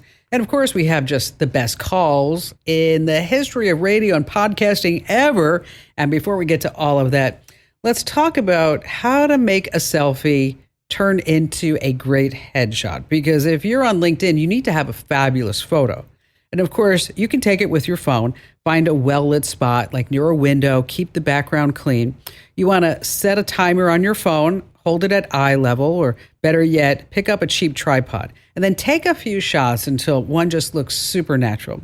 You can use free apps like Snapseed or Lightroom Mobile to adjust the brightness. You can try Photar or Pixel for some smoothing and background blurring. Of course, everybody in the world is using Facetune. Yeah. They are. That's what the Kardashians supposedly use too. So you might want to try that. All right, let's see. Back to the phones calls we go with Karen in Atlanta, Georgia. Hi there, Karen. Hey, Kim. How are you? I'm great. I'm a fan. I'm going to gush all over, huh? It's all right. You can gush. You know what? Just keep on gushing. Keep on gushing. Feed the beast. Come on. I love your show. I've been listening since the 90s. I love the newsletter every morning. I read over it. I love it. I love it. I love it. Awesome. Well, thank you for that. But anyway, I am a real estate broker in a suburb of Atlanta called Tallapoosa, Georgia, a teeny tiny little town. And everybody knows real estate is just crazy right now. In fact, I had to call a doctor yesterday about one of my listings that had window panes. You can use that.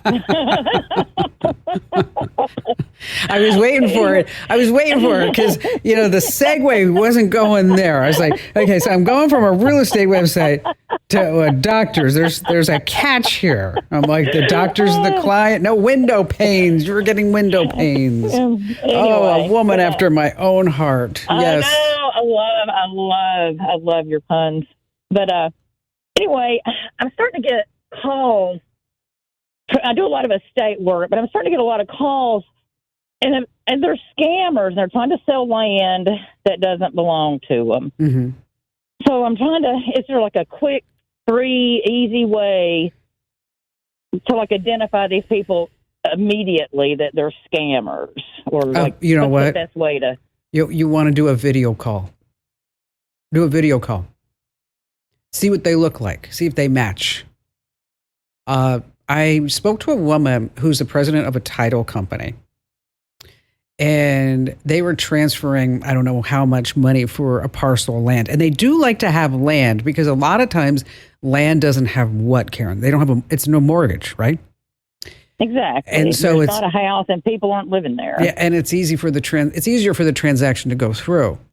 So this gal's a title company, and she's feeling like this is kind of weird, because the broker representing the seller said, "Oh no, I've never met this person. I've never met her." The title company looks up the woman who owns the land and finds out that she bought the land in 1978 and she moved to the Bahamas, and she's still living in the Bahamas. But the seller says that she has moved to West Virginia. Okay, or the seller's broker rather. So the seller's broker is telling the title company all this. And the gal at the title company's like, this just doesn't feel right to me, right? I mean, I looked her up. She's in the Bahamas. I mean, West Virginia. And so she asked for a video call. So she has the video call with the seller's representative, the buyer's representative, her, and then they want to put the owner on a video call. So they put the owner on the video call, and then they find out that this woman's just standing there, and it's a looped 10-second video. It's a deep fake video. And they're saying that I'm sorry, I can't talk because I'm deaf, and I can't speak. And so anyway, bottom line, it was a whole total deep fake. So if I were in your shoes, and it's so easy to fill out a form on Realtor.com, right, or Zillow, Redfin, and ask for information about a parcel, is that I would definitely do your homework. There's really no place to go, okay, that will tell you if it's a scammer or not. Now, you can use that website, which I hate, but familytreenow.com. And what you can do is type in somebody's name and the city and then see what pops up about them. But they're probably using that site too. So that's why you just have to really be astute and to watch everything. And, if it feels wrong, it probably is wrong. I mean, how long have you been a real estate agent? Exactly, since 2001. Okay, all right. Okay, you're smart. You wouldn't have lasted this long if you weren't smart, okay? So, just if it feels off, I mean, because you've had great transactions, I'm sure. You've had crappy transactions, I'm sure, right? True. And you know how to avoid the crappiness, I guess you'd say. Right? Yeah. Exactly. It's like you just kind of feel like something's not right. Yeah, and if it's it's not right. It's just I mean, I could tell you could type in a phone number at this site, you could type in an email address at Have I Been Pwned or Truecaller, put in a phone number. But you know what? It doesn't matter because their tricks, they change all the time. All the time. And so that's why we have to go old school on this. You want to have a video call, Zoom call, Google Meet, and, ask them questions, make sure that everything's, on the up and up. You just have to be really super, super careful. Because they're just AI fakes, deep fakes, voice fakes. And this one was just horrible because it was just a picture of a woman who was missing, an older woman that was missing. And they took that photo of her from the website where the family's trying to find her, and they deep faked her. So she's just doing this loop. Totally crazy. Let's see who's next. Laura in Ogden, Utah. Hi there, Laura. Hi, Kim. Thanks for taking my call. Anytime. I appreciate it. Hey, my husband and I want to support our local community and businesses. However, with our budget growing increasingly limited with our current economy, we need to find ways of stretching our finances any way we can. Where can we find the best sell and promo coupons for local businesses? Is there a main website or multiple sites that we can check? Yeah, and I think it's important to do what you're doing, really, to support the local business, because it's so easy to buy everything online, and I'm guilty of that too. But if I can visit a local store, absolutely 100%. You know what's interesting? I got to tell you this. What? So I was in Japan a couple of months ago, and that's a country where there are still little shops where maybe one shop only sells chopsticks. Okay. One shop only sells hats. Only sells women's blouses. That's specific. And you start, when you're walking around, you start thinking, how do these supermarkets and convenience stores, and how is this economy supporting itself? And then you start realizing what you don't see. Amazon Prime trucks. You don't see them. Okay. Amazon just does not exist. Okay. And it's very, very, if you ever have a chance to go to Tokyo, I recommend it 1,000%. Okay. Back to your question. A lot of local grocery store websites, they will have a coupon section. Okay. There is an app called Flip, F-L-I-P-P. Flip is for you to look at local deals. Remember, like we used to get like the flyers in the newspaper.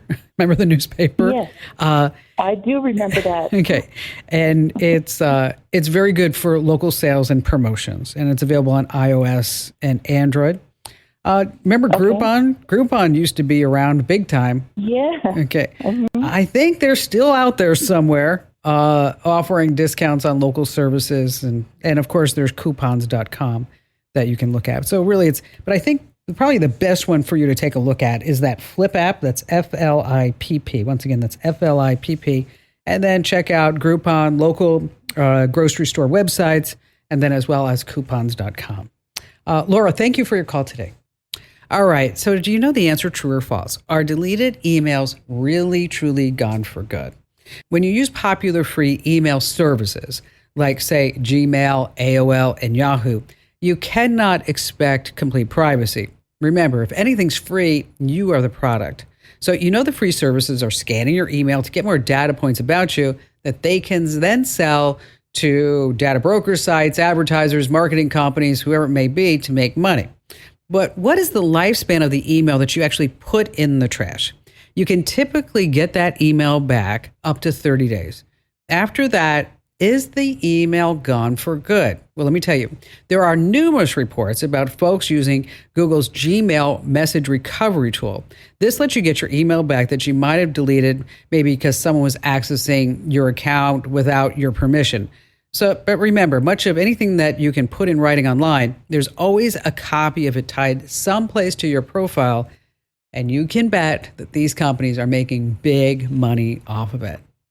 All right, still to come, some mistakes that people are making buying ads on Facebook. I don't want you to do that. And of course, we have more of your great phone calls here on the Kim Komando Show. Hey, back to the calls we go. Kevin in Bristol, Tennessee. Hello there, Kevin. Hello, Kim. Love the show. Thanks for all you do and learning anything from you. I had a question about, I'm getting ready to retire in a couple of years. I'm looking for a means of some supplemental income. And on the social media, I've seen people mention different things like affiliate marketing and other things like that. And I was wondering if there's a way I could check to see the authenticity of those type things. Oh, this is a really big question, Kevin, because I've never really run across any one of them that I thought was like, wow, this is really great. Because these side hustles with affiliate marketing, basically you need to have a lot of traffic to make any money in affiliate marketing. You need to have it. So let's focus, instead of these books and seminars and YouTube videos about ways that you could make money in your sleep. What are you doing now? I'm still working full time, and I'm a custodian. Okay. And then how much money are you looking to make? Really just extra cash for travel and that type of thing. Nothing in particular. Are you in pretty good shape? Fairly good, yes, ma'am. All right. I'm going to tell you about some jobs that you can do that don't require buying a kit or going to a seminar, a book, or whatever, webinar, whatever it may be. Like, for example, there's a couple of places. One's called TaskRabbit, and another one is called Field Agent. With TaskRabbit and Field Agent, you become an agent or a tasker. And the task can be anything. You could assemble IKEA furniture. You could do somebody's grocery shopping. You could help them move. You could help them organize and clean out a garage, help planning a party, whatever it may be. But somebody needs a task. Putting a tire on a car. I actually put this app on my phone, TaskRabbit, and it said, "Hey, you're at CVS. Would you like a task?" And I'm like, "Sure, why not?" So I opened up my phone, and it asked me to take a picture of the laundry detergent display, and for that, I made $15. Wow! Okay? So awesome. You become the controller of your own destiny. So what happens is people put these jobs out there, and then it's up to you to say, "Yes, I can do that." Or no, I'm not interested. I'd like to go do something else. There's also a third site that I'd like to say about called Thumbtack. Now, Thumbtack it works the same way, but there are custodians, there are painters, roofers, pet sitters. If somebody is remodeling their home, maybe they need some help with that. So this kind of fits more in your wheelhouse than doing internet affiliate marketing that you're not an expert at. Right. Right? And sounds great. And so here are three. You want to look at Thumbtack, you want to look at TaskRabbit, and then you want to look at Field Agent. And we have links to all of these over at komando.com, which, by the way, if you're looking for a legit work at home opportunity, we've done a lot of work on this, and just search for work at home over on the website. That's komando.com. I just love helping you guys and gals out. And it seems like, every single day, and I love hearing it, is that you tell me how much that you appreciate or you learn something. Like, for example, the other day I got just the most heartwarming note from Jan in Phoenix, Arizona. As it turns out, Jan was reading the current newsletter, which if you don't get my newsletter, you really should. Over 500,000 folks do every single day. And it's, in my humble opinion, of course, I think it's pretty spectacular. But anyway, Jan wrote me a note because, I don't know, maybe a week or so ago, the top story in the newsletter was about how to save memories. I'm talking about precious memories, maybe some photos and text messages and voicemails from people who have passed on that, you don't want to lose forever. And it's really not that difficult. And if you do need the steps, just hit komando.com and, do this, use the search box and it'll pop up for you. But anyway, the reason why I mentioned Jan, her husband died in June. Al was his name. And she had voicemails from him, and they met when she was 15 years old. They've been married together ever since she was 15. And as she said, they've been lifelong best friends for now 60 years. And so she followed the steps in the newsletter, and she got Al's voicemail, and whenever she gets sad, she listens to his voice again. And I'll tell you, it's those types of notes that really give me a lot of gumption and go to keep saying, we've got to do better. We've got to do more. So if you ever have a question, anything that you need help with, just know I do read every single note. Head over to komando.com. And when you're there, hit the link at the top that says Ask Kim. If you're trying to grow your business, buying Facebook ads makes a lot of sense. And they make it super easy to buy ads and guess what? Blow your budget. So here's some steps that you want to do. You want to define your customer, but not with too many details, because that raises the price of the ad and it may end up backfiring. You want a large audience. Next, when you enter in your credit card to pay for those ads, no one at Facebook is going to call you up and say, hey, guess what? You're spending too much money. No, Be sure that you're also doing A/B testing on your ads, because this will identify which ad content and format and messaging will work best with your audience. And let me tell you, it's a full-time job to advertise on Facebook. That's why you're better off advertising on local radio. Okay, you just listened to this entire show, and so did your customers. So give this station a call today, because radio works. I'm telling you, it works. It has worked since the 1950s. It's working here in 2024. Hey, don't forget to enter to win that brand new iPhone 16. Right now, go to winfromkim.com and good luck.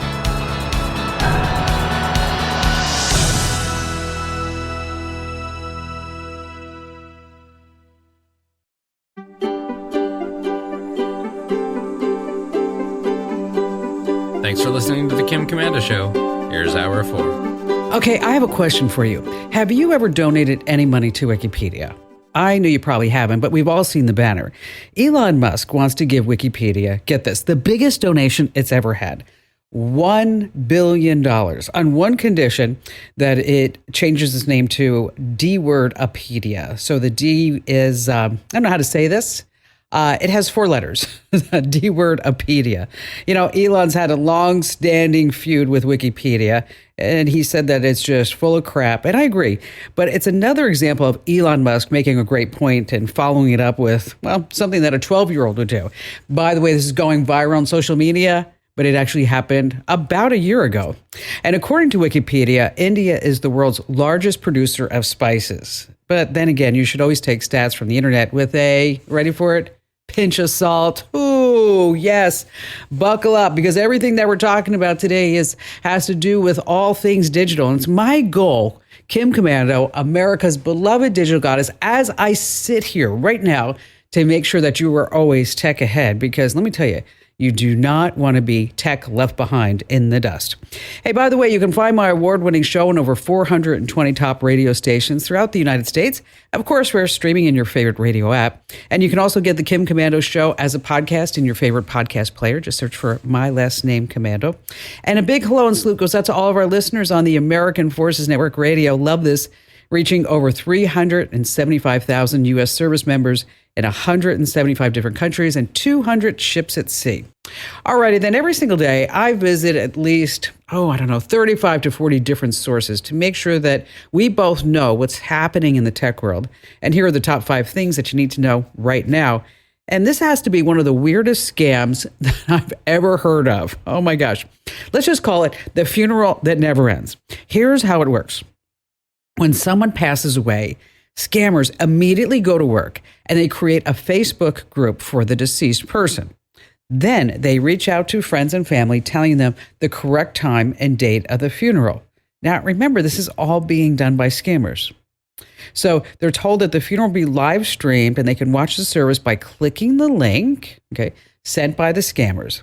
The link prompts them to pay a fee with a credit card. Then they're immediately linked to the funeral. But the funeral is fake. I'm not making this up. It's all coming from a guy in Bangladesh. He hires actors and the funerals are happening nonstop 24/7. And some of the grief-stricken mourners here in the United States, they have no idea that this has ever happened. And if you put this money on your credit card, well, you'll probably get it back. But if you pay with Venmo or anything like that, go ahead. Try to get your money back from this guy in Bangladesh. Moving on to number 2, have you heard about Meta's invention? It's called brain decoding. Meta says it's using what they call a non-invasive neuroimaging technique. In plain English, all this means that they're taking thousands of brain activity measurements every single second. So they have lots and lots and lots of data points. Now, they're using this neuroimaging tech similar to like an MRI, but they show participants an image. Then the participants thought about an image and boom, an almost identical image pops up. So for example, think an airplane. Well, suddenly your brain sees an airplane and then that tech actually knows that you were thinking about an airplane. I saw the video. It works. These replicated images are almost spot on compared to what the person was actually thinking. So Meta says this tech could be helpful for folks who have neurological issues, who have lost their ability to speak, which is just fabulous. I love that. But we all know what Meta will do with it. Yeah, they're going to be reading our minds. Moving on to number 3, have you watched The Golden Bachelorette yet? We've got Joan Vassos, this gorgeous 61-year-old woman, meeting all these potential life partners. But maybe that's not your cup of tea. Let me tell you, Joan's not alone looking for love over 50. Pew Research says that 62% of all adults over 50 are flying solo. And guess what? They're swiping right, online that is. The over 50 crowd isn't on Tinder. Have you ever heard of Silver Singles? That's where you can dive into a personality test that asks you if you care how tall your date is or what degree they have. You can even see if they're likely to kiss on a first date. Okay, the downside, the photos are blurry unless you pay, $40 a month. Now, for those of you who want love match and a faith match, there's J-Date, Christian Mingle, or Catholic Match. And if you're looking for a free option, there's Senior Match. All right, moving on to number 4. Wow, it's called text pesting. Yes, text pesting. This is a new techno term for you to know and love and remember. What it stands for is, it's an irritating, harassing, and downright creepy text message aimed directly at women. So here's how it works. At major airports, for example, young women report receiving a text message telling them, "Oh, you are so beautiful. I love that outfit that you're wearing. Would you like to go out with me?" But the message is from a total stranger. Well, the guy saw her pick up her bag at the luggage carousel. So how did he get her number? From the luggage tag, right? Many luggage tags have names and phone numbers, easy to read as they ride on the luggage carousel. So what you want to do is always make sure that if you have a luggage tag with your phone number, your address on it, use one of those ones that actually cover it up. Or better yet, you can always use your office address and your office phone number. All right, finally, this coming in at number 5. When buying a new smartphone, there's one brand that holds its value better than all the competitors. Okay, I want you to think about it. Which brand is that? Is there a make and model? Okay, so to get more money out of your old phone, you always want to buy the one that holds the value longer. And I wanted to bring this up because so many people are buying new phones this time of year. And there's always been this rivalry going on between Android owners and iPhone owners for years and years and years. But like new cars, smartphones lose their initial value quickly. And people do one of three things with their old phones when upgrading. Okay, what do? Maybe they're like, hey, I need to keep it as a backup. Or, I don't know, maybe the spouse, partner, mom, dad, kids, pass it on to a family member. Or they're like, nah, I'm just going to trade it in. It's the easy way. I may not get the most money, or I'm actually going to try to sell it. So think about that.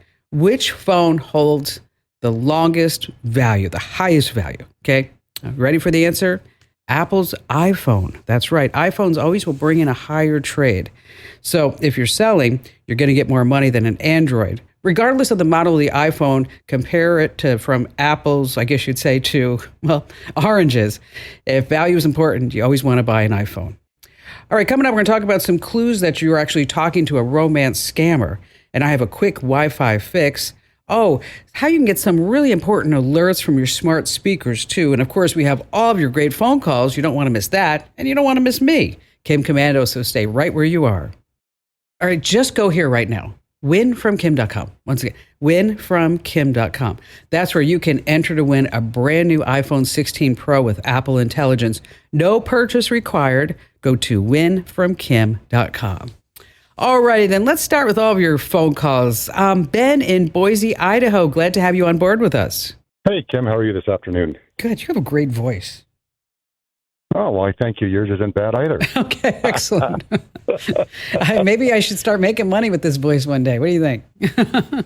Yeah, I think you're in the right line of work. I am. So what's going on?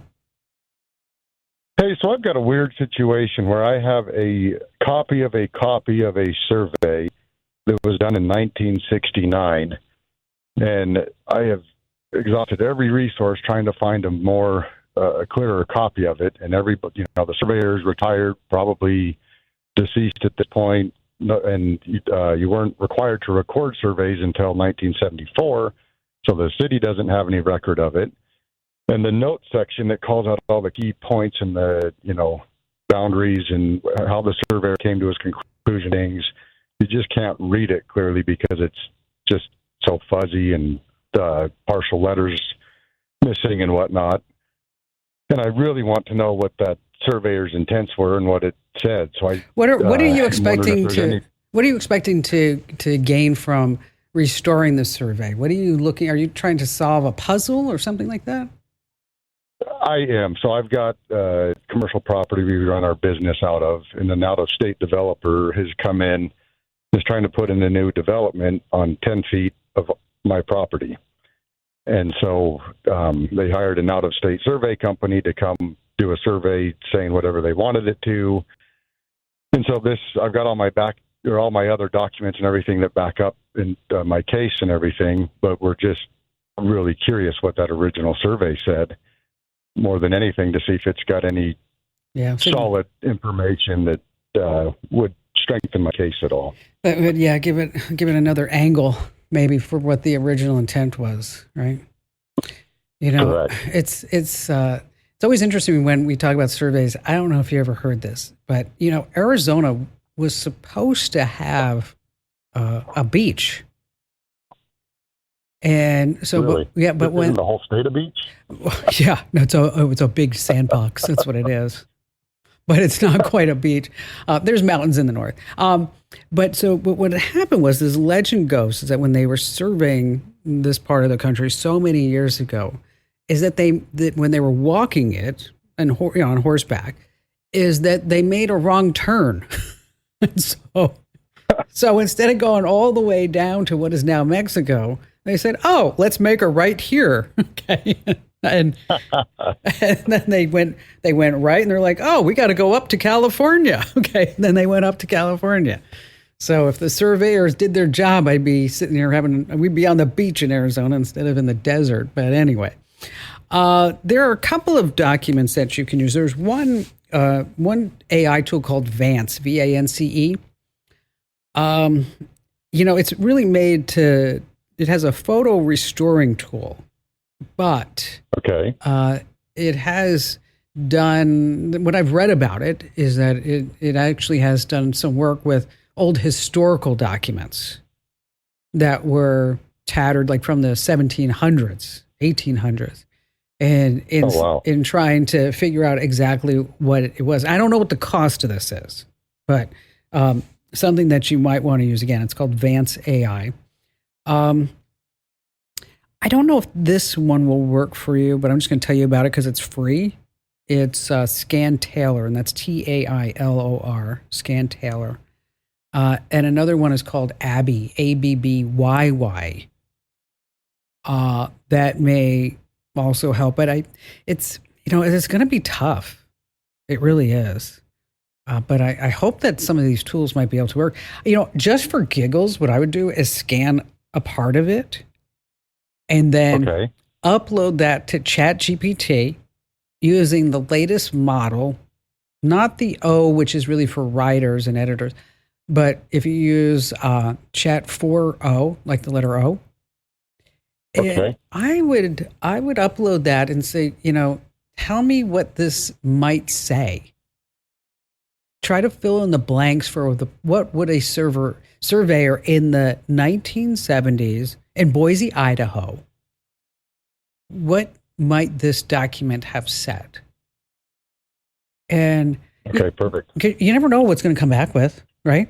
Who knows? Maybe totally. Maybe in its database they found this guy from the 1970s book that it sucked in the know-how about this particular section of Boise, Idaho. Because, literally AI read every piece of printed material in the world. So... yeah, that's just incredible. You know what? Yeah, it's all copywritten. They just stole the heck out of it. Now they're making money off of it, but here nor there. But when it comes time to using AI, and it's something that I think we have to think about this tool in ways that we never thought about it. Like I was on a plane last night and I was sitting next to my son. I said, you know what, Ian, we got to plan a trip for after Christmas. And so we're sitting there talking and so we decided that, okay, we'll go to Paris. And then I said, Dad wants to go to Berlin. So we'll go to Berlin. And then Ian's like, well, let's go to Geneva. And I said, well, I don't know if there's anything to see. And I've never been to there. And then he said to me, he said, let's ask Chat where we should go. I'm like, oh, okay. Huh. And so Chat came back and said, you don't want to go to Geneva because in the winter, there's not a lot to do on the lake and, or in the mountains, unless you ski. Berlin would be great. You should spend 2 days there and then you should go to Vienna, then go to London. And then listed hotels and activities for each city. And I was like, oh, that's incredible. I know. I was like, wow, this is really something. And then planned the trip for the least amount of air travel between city to city, or preferably when to take the train. Like, oh. Well, that'll save a lot of hours of planning family vacations. Yeah, for sure. So, take a little scan of it, see what happens, and then do me a favor. Let me know if Chat was able to fill in the blanks for you. I'm so curious, as well as if any of those tools actually helped out for you. You might want to try Adobe's Scan too. They are really, really putting a lot of AI efforts into those products because Adobe knows more than anything right now. If you don't innovate, you're going to evaporate. All right. I don't know if you've checked out Google Earth, but I know we all use Google Maps, but Google Earth is really something. Google's mapped out at least 98% of the entire world, and you can see it all on Google Earth. Now, I know you're saying well, I don't really have a lot of use for Google Earth. Well, think about this. Here's a really cool thing you can do. You can make custom journeys and then share them with your friends and family. Basically, you can morph some maps into a visual travel scrapbook. And when you're doing this, you can spotlight different points of interest that you pick out.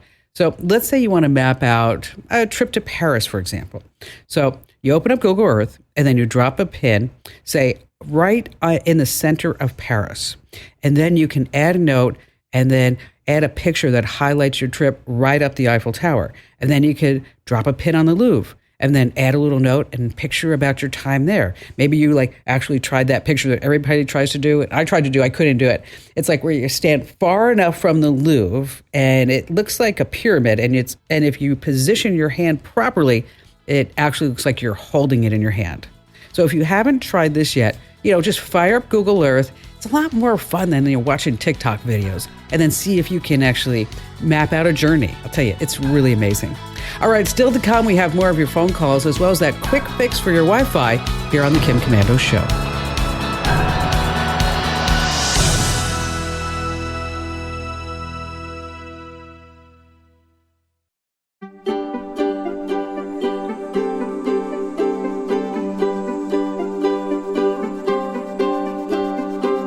Okay, so you're sitting there and you get a DM and you're like, who is this person? They're like, oh, you're the love of my life. I always wanted to meet someone just like you. We have so much in common. Would you like to leave Facebook and then get onto WhatsApp? And you're like, wow, he or she is so hot. Of course. I mean, wow, this could be the person I've been waiting for my entire life. Well, maybe it happens. But probably 99% of the time you're getting scammed. So I have some clues that you're actually speaking to a romance scammer coming up. And then later on, if your Wi-Fi is poking along, it could just be one thing that you're doing wrong. I'm going to tell you more about that. And then we have, of course, some more of your great phone calls. But first, let's talk about something that is really important about your smart speakers. They're not just waiting for you to say the wake word. They can also listen in for some really important things like smoke and carbon monoxide alarms. So imagine you're out when suddenly a fire starts at your home. Your smoke alarm goes off, and then your smart speaker will hear it. And now instantly, you can get an alert on your phone. I tell you, this is really something. I mean, I have a home in California, and I have a home here in Phoenix. And in Phoenix, I actually got an alert about the smoke detector going off in my Santa Barbara home. And as it turns out, it was just a false alarm because I had somebody doing some work there inside the house. But it was really like, wow, this is really something. So here's how to set it up. And spoiler, there is a monthly charge. On your Echo speaker, you want to subscribe to Alexa Emergency Assist. It's about $5 a month. In your Alexa app, you toggle on smoke and CO alarm sounds. That's it. You're done. Your Echo will notify your phone if it detects an alarm. Now, for Google Home, open the app, tap Settings, and turn on Sound Detection. You'll need a Nest Aware subscription starting at $8 a month. The smart speaker settings can make all the difference in an emergency. All right, back to the phones we go. Speaking of emergencies, Phyllis in Louisville, Kentucky. Hi there, Phyllis. Hi, Kim. It's an honor to talk to you. I read your newsletter every day. In your newsletter, you mentioned you have an emergency pack. Yes. What do you have in your emergency pack? Well, I will tell you that I'm not in charge of the emergency pack. My husband is. And for example, he has food for 4 people for 28 days. And so one day he came to me over the summer and he's like, you know what? Let's go down to the emergency pack and let's make one of the dishes. Okay. And so I'm like, all right, I'm game, whatever.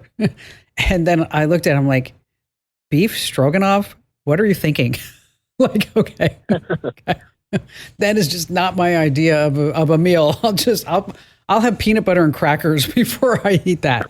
Okay. So, but there's enough food. There's at least 1 gallon of water per person per day for at least 3 days. Duplicate meds for what he takes. Granola bars, dried fruits. Then you want to label everything. First aid kits, flashlights, solar chargers for all of your devices and power banks, and copies of important documents in a waterproof bag. You can put it in a safe, even better.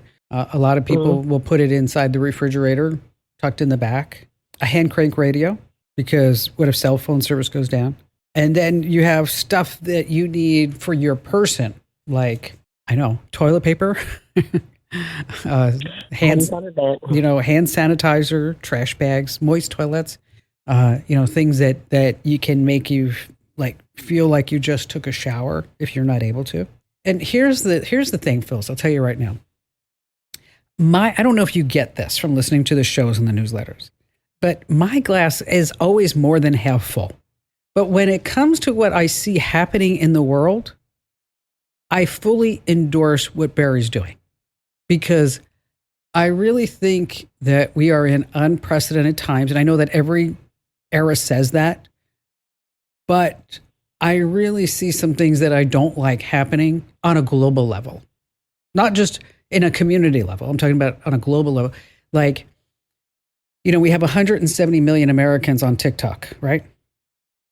Mm-hmm. What if Beijing decides to send down a message that we're sending a missile to the United States to every single one of those phones, which they can do? Everybody's talking about the data. Okay, China has all of our data. I'm not worried about the data. I'm not happy that they have it, and I don't use TikTok, but I'm sure that they subscribe to these different services that sell all the data. I'm really concerned about a national security thing. And that thing being really bad. And that is what the government is concerned about. So when they talk about banning TikTok, because imagine, Phyllis, the chaos if that were to happen. Can you even think of that? Well, the floods and the hurricanes are a prime example of people not being ready, and it's scary as all get out. And that was, I'm not sure how many people that was, but it wasn't 177 million. Exactly. And you know what? And, you know, they knew it was coming, but a lot of people said, we're just going to hang where we are. Oh, wow. From my experience, if I knew that was coming, I'd be 8 states over. So it depends upon your family, depends upon what you need. But I just, again, my glass is always more than half full, and I've been very blessed so many ways in my life. But I just really think that it's very prudent for all of us to have our emergency stash. And I think you're talking about in the newsletter, we put together one for tech, you know, emergency tech that you should have. And we've got that list over on the website. And I think, you know what, let's talk a little bit more about this at some point in the newsletter where we can give specifics on what you should put in that. You know, the government has a whole website, ready.gov. Why do they have that? Let's all think about it. Ready.gov. That's where you can actually get a whole list of stuff that you need for a kit to have in your home for your family and your pets and everybody else around you. At ready.gov. Phyllis, thanks for embracing everything that we do. Here's a hug to you. Ooh, hug for Phyllis. Thank you. All right. I get this call all the time on the show. Help, it's bad. I just lost all of my savings. Someone who I met online who said that they wanted to marry me.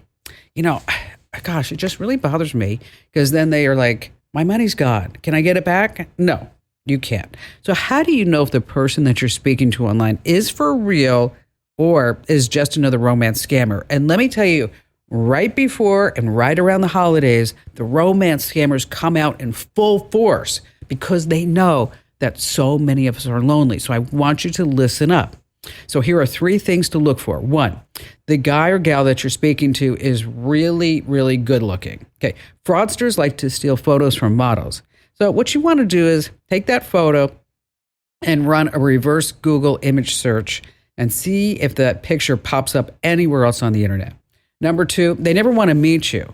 They might also avoid video calls or have a crappy internet connection just so they don't have to do video calls. And if they do a video call, it could be an auto fake that just repeats itself gently, like say every minute or so. And then they'll say, oh gosh, I don't know what's going on with my internet connection. Number 3, they send you links to click on because these could be something like malware that they're getting onto your system.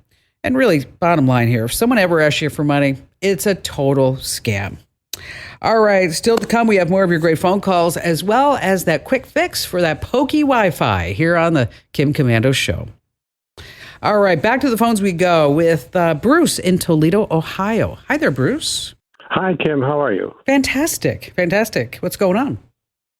Well, I got in trouble with Amazon, and I knew I was in trouble when I got my Echo beside my bed, spoke to me at 4 a.m., and I don't know what it said because I was sleeping. But my best guess is that it was saying that it had been deregistered, and that's when I found out that my Amazon account was put on hold. Oh, well, how did all that happen? And I'm sorry that your Echo woke you up at 4 a.m. You were probably in this great dream that would have given you the invention of your lifetime, and then you would have been a billionaire. But no, Amazon had to interrupt your dream. Well, I've been a long time. Oh, by the way, I'm a long time reader of your newsletters, and it's been great. I think you're a trusted voice that is really needed when it comes to technology. But anyway, a couple weeks before this happened, I had some fraudulent charges on my Amazon Prime credit card. And as a result, it got canceled, and I got a new one. Okay. And I looked in my Amazon wallet online, and there was the number of my new card. Amazon knew my number before I knew it. Because I know, isn't that crazy? That happens when you cancel a credit card. That new number just gets propagated all throughout, and you're like, "Wait, I didn't give you the new number." It's like, "Yeah, okay, we get it anyway." So I thought, I must be good to go. And in fact, I didn't buy anything more from Amazon until after I found out that my account was locked. And the problem was they tried to charge my new credit card, but couldn't. Apparently, I needed to designate that as my principal. Yeah, your default credit card. Right. Okay. But I didn't know that. And I did get an email notification like 19 hours before all this started on the day where they woke me up. And it said that we need to have the last two digits of your credit card and what type it is. And this set off some alarm bells. I thought, this sounds like a scam. So I sent the email to their security division to see if this is real or not. Let me back up, because you're giving me a nightmare going through all this. Okay. I like to have happy dreams. Okay. This is not happy for me. Okay. So here's what you should have done. Okay. And so to prevent all this from going through and then, getting the email and then giving, whatever, is that anytime you have trouble with Amazon, okay, whether it's I didn't get my order, I got a duplicate order, I got an order I didn't order, okay, trouble with my credit cards, I want to get rid of this particular person off my account, whatever it is, okay, Amazon, unlike a lot of big tech companies, I'm talking the likes of like Facebook, okay, go ahead, try to call somebody at Facebook, never works. There's no phone number. They don't want to hear from you, okay. Unlike even some divisions of Google that you can't get a hold of if you want to change your business listing, is that Amazon, for all the bad that they've done, for all the good that they've done, is that they've actually done a fantastic job at customer service.